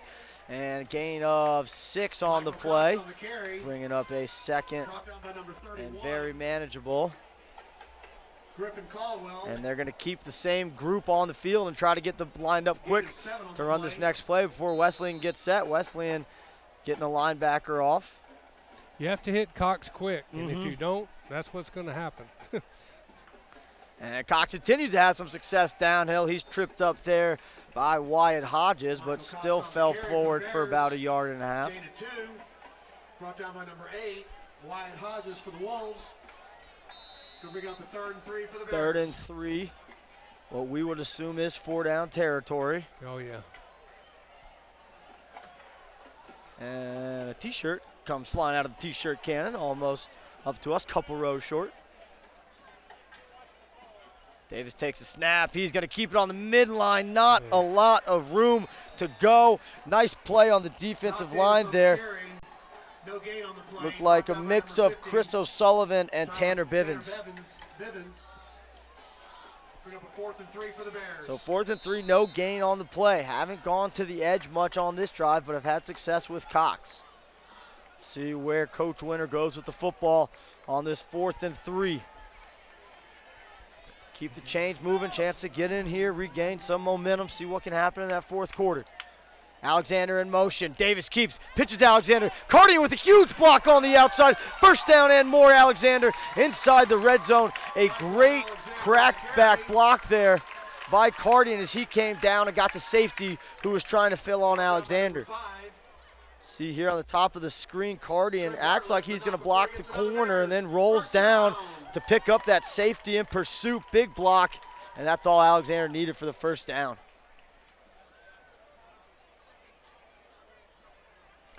So ball spotted at the 19. Second time in the red zone for the Bears. Pitch out quickly to Alexander. He pulls it in with one hand, trying to use some speed. Cavell with a really nice tackle. Really good tackle. Still picked up about 3 on the carry down to the 16-yard line. Cable of the Wolves. Gain of 3 on the play. Brings up the 2nd and 7.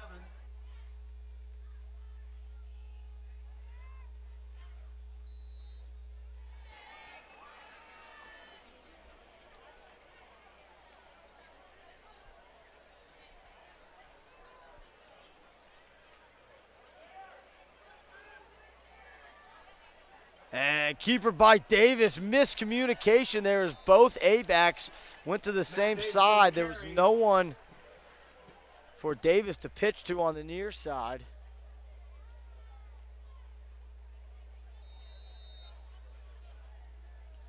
But no harm as Davis found a way to get back to the line of scrimmage, bringing up 3rd and 7 from the 16-yard line. Wesleyan is looking for their first points of the night. Turnovers have plagued them in the first half. Keeper by Davis. Is he going to pitch it? He does to Vincilette. Late, Vincilette trying to get to the outside. J.D. Cavell with a huge tackle. Loss of 2 on the play. Blake Dobbs indicating he wants to kick the field goal. And I think that's what Coach Winter is going to opt to do. They'll send the field goal unit on the team. I think it's a good decision. Get points, you know, ensure something. Yeah, there you go. Pretty good drive, ran some time. Yep. A lot of the third quarter. 35-yarder for Dobbs, probably right around the edge of his field goal range, 40-45, so comfortably inside it. Hold will be from Davis. Snap, hold, kick, up, and no good. So no good by Dobbs. Unsure which side he missed it on. Looked like maybe I think he missed our side. Yeah. I think he pulled it a little bit. Not hooked, excuse me. Pulled it a little bit. He had the good distance, good snap, good hole. Had a good distance, but it looks like wide left. So defense back on the field.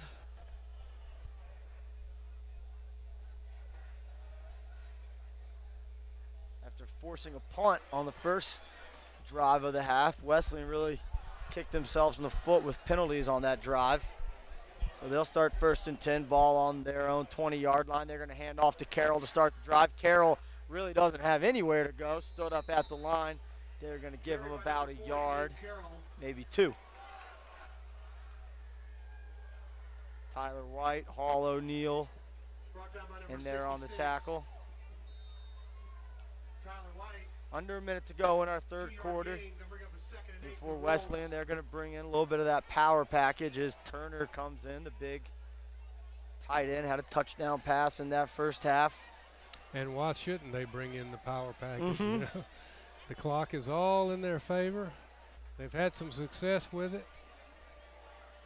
So Turner gets the carry, looking for room, and really couldn't even get started as Spencer Getz was quickly into the backfield, and then coming in for the tackle, 22, Hunter Hawk. On the carry for the Wolves, brought down by number 70, Spencer Getz. It's going to do it for the third quarter, I believe.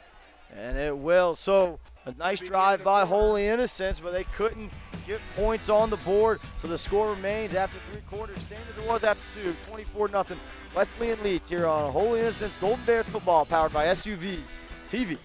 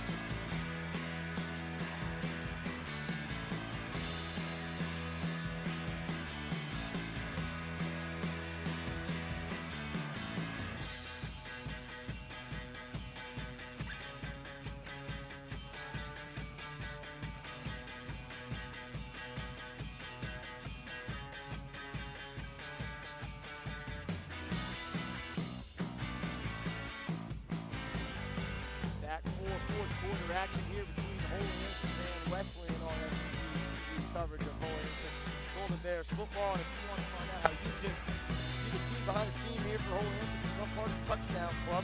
Visit HIESclub.org/join. Find out how you can donate or be a part of the Touchdown Club. First play of the fourth quarter. French is rolling to his left, looking for somewhere to go. Graham Collins is going to wrap him up, and spinning forward for about a yard was French, so saved a sack, but brings up 3rd and 5. 4th and 5, I believe. 4th and 5, yep. So big stop there for the Bears defense to start this fourth quarter, get the ball back to the offense, see what you can do.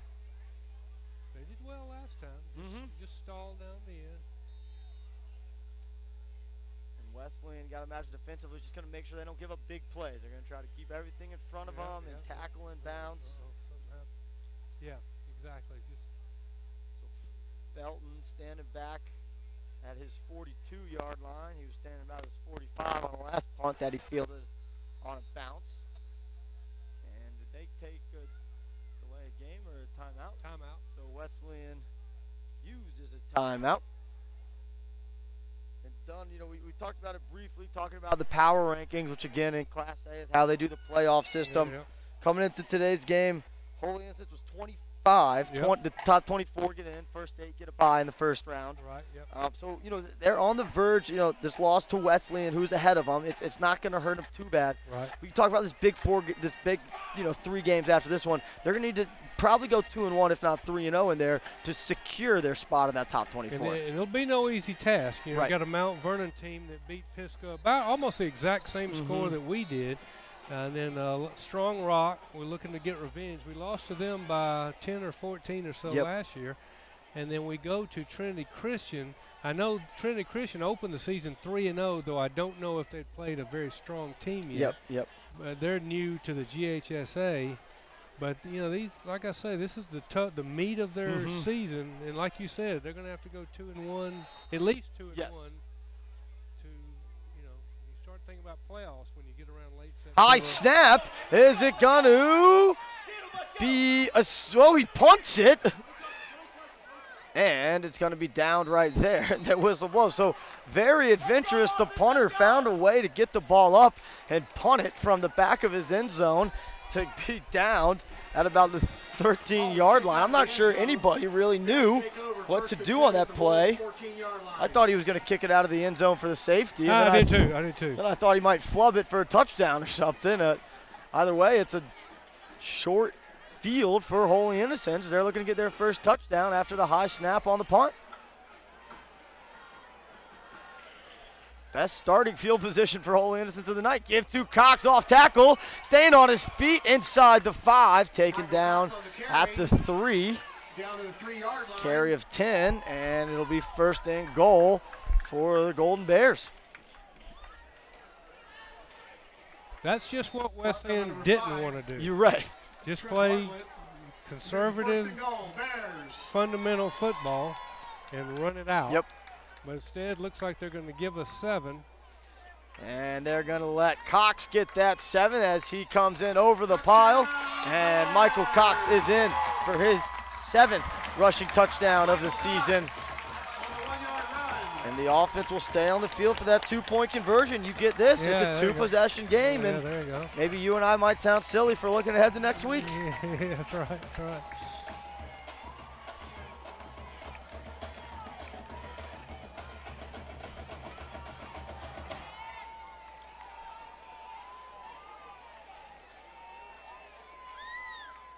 So 2-point conversion. Davis Keefe pitches out to Felton. Felton gets in for the 2-point conversion. He took a big pop at the end. He's a little bit slow getting up. Felton's been pretty banged up all night long. And great pitch there by Davis getting the ball out to Felton. And you see this big hit. Felton takes at the end, lowering that shoulder, making sure he got in for 2. That hit got him a little bit brung up, but it's going to feel a little bit better knowing you got in for 2. Yeah, 2-possession game, like you said. Let's hope Jack's all right. He's been getting knocked around a little bit. He was cramping earlier.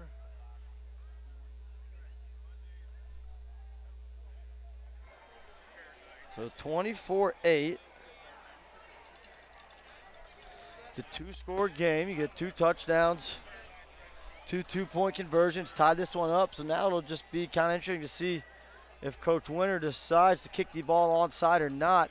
While they attend to Felton, we'll take a quick break here on Holy Innocents Football, powered by SUV TV.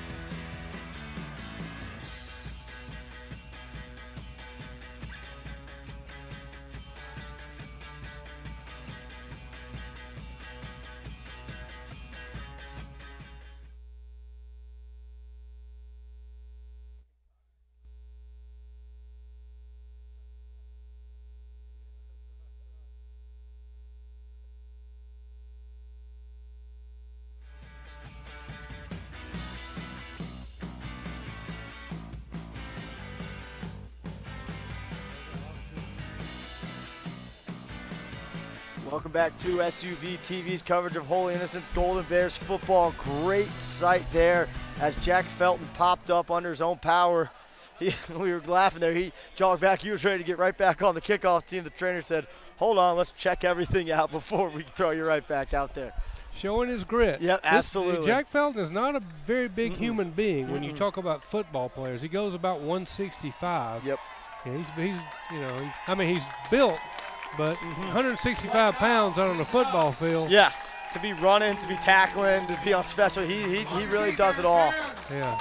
So here goes Dobbs with the kickoff. Let's see what they do. They are going to go deep with it, and it will be a touchback. So Coach Winter trusting his defense, who've been stout in this second half so far, shutting out Wesleyan in that third quarter. See if they can't force another punt here.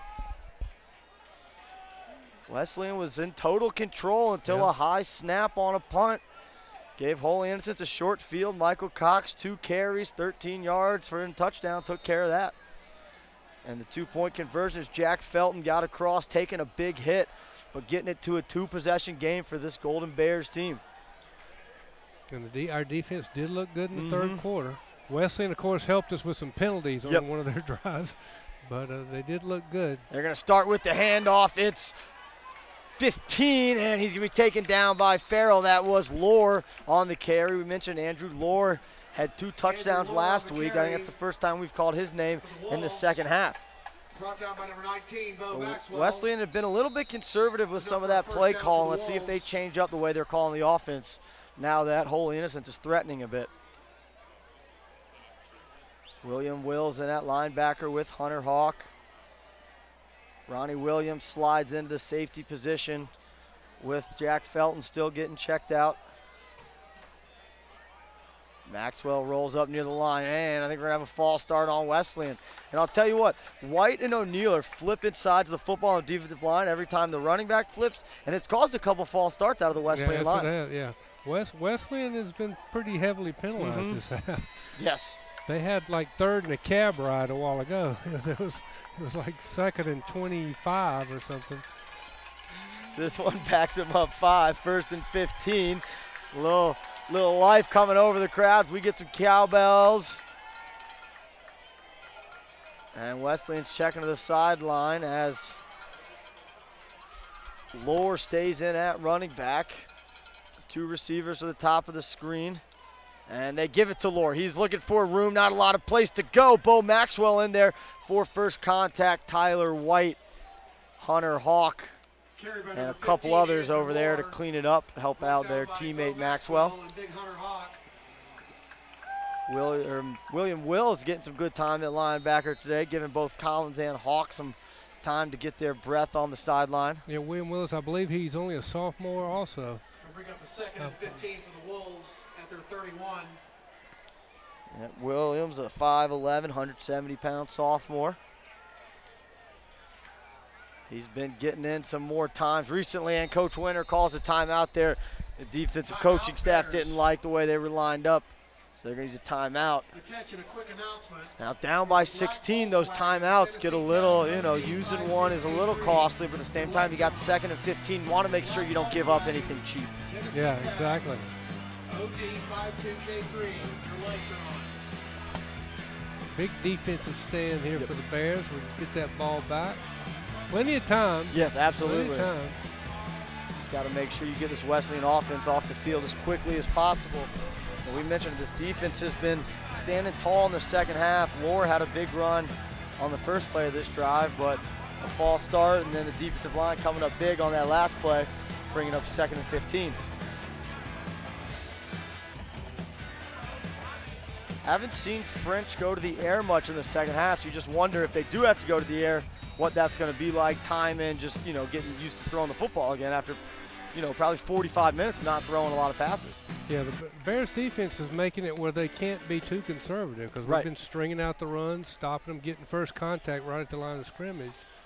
So they may have to go back to that. It's really coming down to the trenches. Whichever line group is winning up front is usually winning those plays, and this time the Bears defensive line wins there as they trip up Lohr for a gain of 1.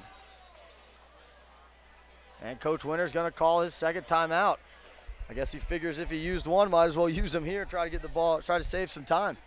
The clock's running. Yeah, the clock just ran off about 8 seconds. Got a timeout.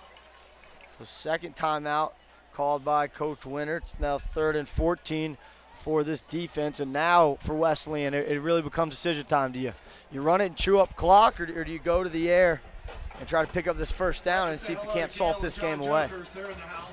And again, your freshman quarterback, this is kind of the first pressure situation he's been in this game. Yeah, it's just our defense is doing a good job of making them go deeper in their playbook right now, because up the middle, though it did work in the first half, looks like our defensive line is starting to get some penetration off the ball and holding them pretty good. 8:22 to go in our final quarter. This drive for Wesleyan coming after the first Holy Innocents touchdown as Michael Cox ran it in from 3 yards out, taking advantage of a special teams miscue by Wesleyan.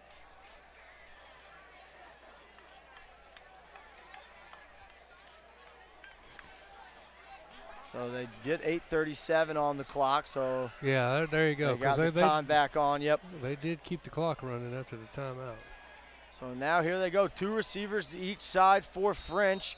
Looks like he's got Carroll in the backfield with him. Carroll's to the left. And they're going to throw over to Blazer, and he dropped it. He dropped it. And a late hit by Hunter Hawk is going to give them a first down.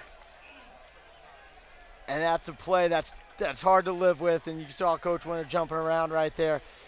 I'm not sure really what Hunter Hawk thought there. It was a drop, and you just kind of kept pursuing to the football. You see the catch, the drop, and Hawk, I'm not really sure what he was thinking there. That was just a total mental lapse right there by Hawk.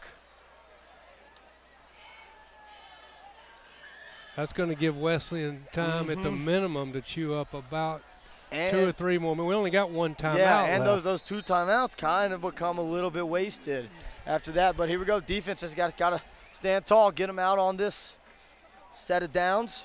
French rolls to his right. It's going to be a wheel route. Now Cavell sits down, and it's going to be caught. Nice tackle on the far side by Alexander, and they give him forward progress of a gain of about 7. But unfortunately, the clock is moving, and that's what hurts about all this. Number 9, Josh Morris on the reception. 2nd and 6 as we approach 8 minutes in our 4th quarter. It's a gain of 7 on the play. Check that 6, 2nd and 4 for the Wolves.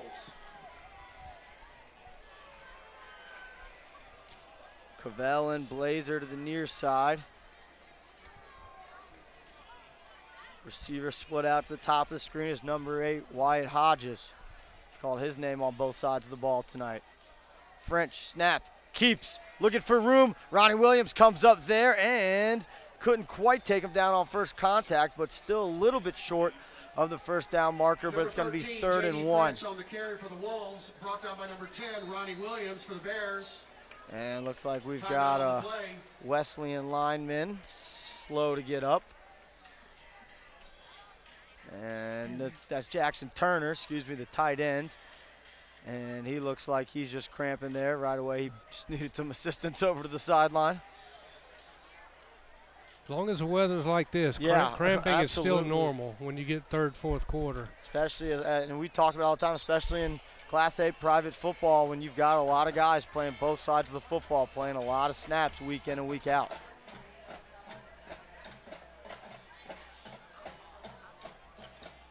And, of course, next Friday we're playing in the afternoon. Yes, you're right.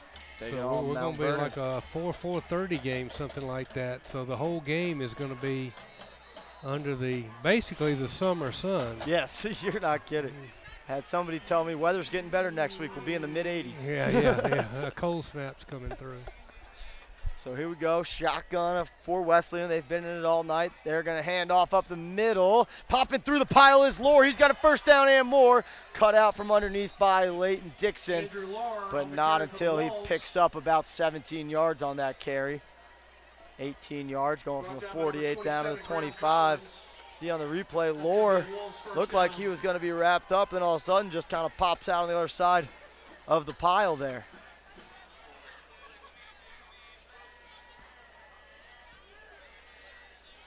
Lohr stays in at running back, same formation for Wesleyan. 3 to the bottom of the screen, single receiver to the top. Give is to Lohr. He's looking for room, not a lot. Tyler White grabs him around the waist and drags him back. Gain of 3. But as we talked about, the penalty kept it going, and now 2 minutes are gone and going on 3. The clock's moving. And, they're back in field goal range where they can extend this back out to 3. So we'll see, man. 2 weeks ago against Rutland, this defense came up with a couple forced fumbles. They popped a ball or 2 loose so far tonight, just haven't been able to jump on them. So we'll see if they can't come up with a big turnover here. Flipping sides of the formation is Gottlich. It's a handoff to Gottlich. He is taken down. Hunter Hawk. First one on contact, Will Harrell in there as well. And Graham Collins. On the carry. Brought down by number 22, Hunter Hawk. Tyler Rowe comes in and gives Ronnie Williams a break. Rowe and Williams rotating in between that 3rd safety spot with Jack Felton. Looks like he's sitting out the rest of this game. And now they go trips on empty backfield, trips to the top of the screen. 2 receivers here to the bottom. Now they bring Cavell in motion. Now it's going to be speed option. They pitch it out to Cavell. Hunter Hawk, nice tackle in space. Good job. Cavell is going to get nowhere. Good job by Hunter Hawk right there. Did what he had to do. And Coach Winter's going to use his final timeout to stop that clock with 5 minutes to go. And a really, really big play here. 4th and 5, ball in the 20. You think they're probably going to kick a field goal about 37 yards. Yeah, and that could make it a 3-possession game, which could pretty much put a yeah. But at the same time, you know, your whole instinct, you could block this thing and pick it up and return. You know, I mean, that's obviously the less likely of the two situations we just talked through. Well, we just saw a bad snap. You're right. On the punt, which kind of gave us a little life. Yep. And so we'll see who Wesleyan sends out. If they send out the kicking unit, or if they send the offense to try to pick up 5 yards, and if they don't get it, Holy Innocents still has to drive the length of the field. And it looks like that is going to be their choice. They'll send the offense on and either get 5 or make Holy Innocents go 80 yards. Empty backfield for French. Cavell in the slot. We'll see if Cavell comes in motion for a speed option. He's done it a couple times out of the empty. French looks ready. It's a hard count, and they're going to use a timeout. Coach Friggin trying to pick up the first down, but nice discipline there by the Golden Bears defense. So and now here comes the field goal unit, I believe. Yep, easy decision there for Coach Franklin Friggin. Been impressive with this Wesleyan team. We talked about the freshman quarterback, J.C. French. He's replacing the All-State Banks Ramsey. He threw for 7,800 career yards, 83 touchdowns. That's a lot to live up to. Wesleyan struggled a little bit, but you know, I think for Holy Innocents, they kind of ran into Wesleyan as they're starting to catch their stride. Catching their stride, and we helped them with our first half miscues. We just kind of dug ourselves a little bit of hole. It's hard to get out of against a pretty good team. Kick looks like it's going to be left, and it is, so no good. Missing to the same side as Blake Dobbs did down here, and so that will give Holy Innocents life. 2-possession game, 5 minutes to go. No timeouts though, so need to be ready to go, and it looks like no Jack Felton for the rest of the night, so we'll see Alexander here. He trots out. But again, no Felton. We mentioned Henry's out tonight, so they're really kind of down to their last 2 A-backs with Alexander and Vince Gillette. Yeah, sure already got not sure what's ailing Kadar, but hopefully we'll get him back. Hopefully we'll get Richard Johnson back next week. Hopefully Dobbs, whatever is going on with his foot. But he seems to always suit up regardless. Hand off to Cox. He breaks through. First down and more. Stays on his feet. Cox shows his feet. Crosses the 50. Crosses the 40. 35. 30. Dragged down at the 28-yard line. And exactly what the doctor ordered for this Holy Innocents offense as Michael Cox busts through for 56 yards. That's another Bears first down. Brought down by number 14, J.D. Cable. Snap, give to Cox again, tries to spin out, nowhere to go. And he's blown dead as he got hit right at the line of scrimmage. So under 5 in Holy Innocents is suddenly in threatening territory as we're gonna see Leighton Dixon trot out for an offensive snap for the first time tonight. And maybe this season. Yeah, I don't think we've called his name. We saw him a little bit last season playing some A-back, but he's coming out to receiver. And Farrell is in at an A-back spot. So let's see if Coach Winter's got something up his sleeves right now. Farrell's in motion. Yeah, he does. They pitch it. He wants to throw. He's going to throw it to Dixon. And is it intercepted in the end zone? It is. For the 3rd time tonight. Trent Bartlett comes down with an interception. And that might just do it for the Golden Bears. As you see, Farrell caught it. Bartlett in coverage. The safety was reading it the whole time. It was a good throw, but just into double coverage. And nothing Leighton Dixon could do about that one. And now with us with no timeouts left, you're probably going to see just strong formation. Hold Wesleyan, just hold the football. 2 first downs may do it for him. Yeah. Bears will be trying to claw the ball loose. Yep. Wesleyan now in a position where they don't have to do anything fancy. And they're going to have Cavell in at quarterback or on the quarterback power where they've had success. Snuffed out that time. Hunter Hawk, it looked like he was pawing for that ball just like you said. Yeah. Couldn't get it out, but a loss of 3 on the play. You see on the replay, Hawk from his linebacker spot knew exactly what was coming, found his way through the wash, and made a nice tackle for loss. So now they take the power package out and spread it out a little bit more as Smith, Cavell, and Morris are the 3 receivers at the top of the screen. Lohr in the backfield with French. Handoff to Lohr, looking for room, and not a lot of room to be found. Spencer gets in there on the tackle, as well as Hunter Hawk. Ronnie Williams assistant. Number 22, Big Hunter Hawk. Number 10, Ronnie Williams. So back to the original line of scrimmage, but 3rd and 10, but already chewing a minute off the clock is the Wesleyan offense.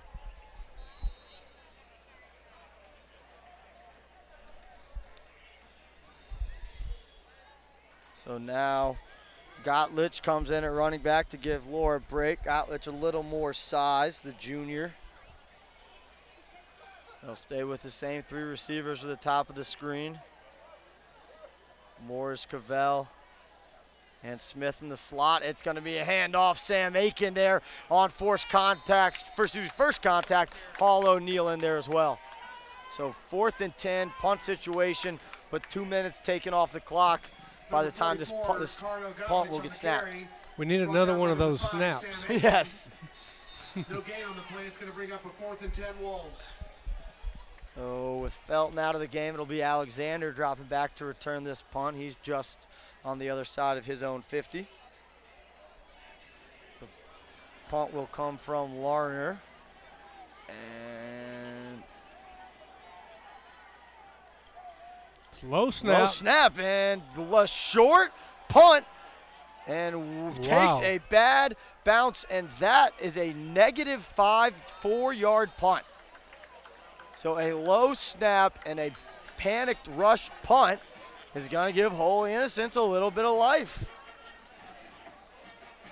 Basically right where they were when they turned the ball over, a little bit further up inside the red zone. Yeah, their special teams are keeping us in it. Oh, yeah. 1:43 to go. We score, we onside kick. Well, we've got to get the 2-point conversion. Yep. And then we onside kick it. And timeout called by Wesleyan. So it's been a total tale of 2 halves. Is the first half, it was 3 turnovers for Holy Innocents, 17 points for Wesleyan off those 3 turnovers. Second half, 2 bad snaps on punts, 1 goes for a touchdown, and we're 17 yards away from potentially getting a second touchdown. Yeah, right back in 17-yard line. The punter actually had more time there than he thought he did. Right, yes. I think he could have just kind of course, he didn't know that. He just picked it up and you wonder if the long snapper, the last snap was still in his head. So life, but no Jack Felton. He's out for the game. So it's Vince Gillette and Alexander as the A-backs. Cox stays as the B-back. Haven't seen much of Hunter Hawk in that spot, but Cox has been running so well the last 2 weeks. And Cardi and the receiver here at the bottom of the screen. Davis keeps, pitches. Alexander trying to get upfield. Nice change of direction, and is going to pick up about 4 on the carry. They'll get him down to the 13-yard line. Gain of 4. I'm almost thinking throw it because incomplete is stopping the clock. Yes. Whereas yes. Now the clock's still moving. I would think just go into throw it and just chunk the ball. And we'll see what they do. Davis gives to Cox, jumps over the first tackler. He's going to have close to first down yardage. He has the first down, so the clock will stop while they reset. Holy Innocents needs to get up to the line and try to get a snap off as quick as they can once the clock winds. Clock winds, 1:15 and counting. Davis communicates, looking to get this snap off quick. They're going to do that. In motion, it's Alexander. They pitch out to Alexander. He's looking for room. Has room. Did he get across? I think he's just short. He's going to be down inside the 1 yard line. They need to get to the line quick here as we're under a minute now. Taekwon Alexander down to the 1 yard line. They get the ball spotted. Davis communicates the call. 50 seconds and counting on the clock. Let's see if Davis just sneaks it. He's going to give to Cox. Cox is going to be in. 1 yard out. Clock will stop. 44 seconds to go. Now you need the 2-point conversion. Nice job there by Matt Williams getting everybody the line set. Cox got tackled with about 1:01 on the clock. They got that snap off within about 12 seconds. And that was with Wesleyan trying to stall for time. Okay, this is huge. Yep. They went to Felton on the toss last time to convert for 2. Let's see if they use the speed of Alexander. He comes in motion. They toss it out to him. He's looking for room. He's going to be in. So it's an 8-point game, 24-16. And it's going to come down to this onside kick. Yes, it is. Yes, it is. Nice run there by Alexander. Wesleyan was starting to sniff it out, and he just lowered his shoulder. You'll see here, once he gets inside the 5, he puts his shoulders down, and he's making sure he gets in. And then you see the coaching staff looking for the hands team. There you go. It's amazing, Wesleyan special teams. Yes. They gave us the ball inside the red zone twice. We took advantage of a very short field and got both 2-point conversions. That was huge. Yes. And now if we get a hold of the problem, the no timeouts hurts. Yes. But if you get the onside kick, you're working from basically inside your own 50, so it is a short field. Yeah. But you're right, the no timeouts certainly does hurt. Coach Winter used them early in that 4th quarter trying to preserve, but a late hit is really what kind of did them in there with the timeout situation, but they've been bailed out and they're still in this football game. Now it's the onside kick. You practice at walkthroughs every Thursday. This is why you do it. Well, here we go. I don't know why Wesleyan has anybody deep. So let's see where Dobbs tries to go with it. They're always looking for that magic bounce. It looks like it's got a, and they're going to call offsides.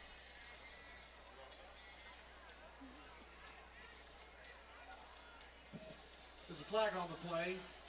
They call offside, so they'll re-kick it. And Be a re-kick. not the worst, because Dobbs didn't get the bounce he was looking for on that one, so now he'll get another chance for it. Kicking off from the 35. Only bad thing about that is if you do get it, it's a little 5 yards deeper. But at this point, let's get the football and go from there. And Dobbs forgot he's got to back it up 5 yards. So they'll re-kick. J.D. Cavell sitting here in the sweet spot waiting for the football to come to him. Looks like Jackson Turner's there in front of him to set a block and make sure he's got plenty of time to catch it. See if Dobbs' right foot can get that nice bounce off the turf. There's a good bounce, but Cavell does a nice job of handling it. Hawk tried to pop it loose, and that should do it. Yeah. J.D. Cable on the recovery. So Holy Innocents took advantage of what they had. You see here the onside kick from Dobbs. It was a squibbler, and it did take this nice first hop, but Cavell took it in there. Nice handle, and you see again, I can't get over Cavell's 2016 stat line when he had 26 receptions, 15 of them for touchdowns. And he's been impressive tonight, whether it's been defense, receiver, or even taking some snaps at quarterback. Yep. Well, you got to look at this. Holy Innocents got momentum in the second half. They can take that into next week. They dug themselves too big of a hole. Yep. But basically, they looked good the last 24 minutes. And it's just that reminder that you got to come out right away. You got. Because when you get down, it's an uphill battle. And we just too big of a hole, and that ended up the difference. But we shut them out in the second half. Yep. And we mentioned Wesleyan is starting to hit their stride, and as Wesleyan gets better, the reality is the way the power rankings work, that actually helps out Holy Innocents. So, a good compete, knowing you can compete with this team if you cut out the turnovers But we talked about it. No moral victories for this team. Right. They want victory. They want to see it in the win column. Couldn't quite get it done this week. Have a big opportunity in front of them next week with Mount Vernon. Yeah, in the sun, in the summer sun, right down the street, and pretty much getting into must-win situations because we're now 2-3. Got to win at least 5, I believe, to get in. Yes. And it's not going to get any easier the next 3 weeks. So one game at a time. You know, it's a saying for a reason. So we'll have to start gearing up for the Mount Vernon. The Holy Innocents falls to 2-3 on the season, 0-2 in Region 5 play. That will do it for us here from Hoskins Stadium. The final score: Wesleyan 24, Holy Innocents 16. For Dunn Neugebauer, I'm Ned Case. Thanks for tuning in. We'll catch you early next Friday. There we go.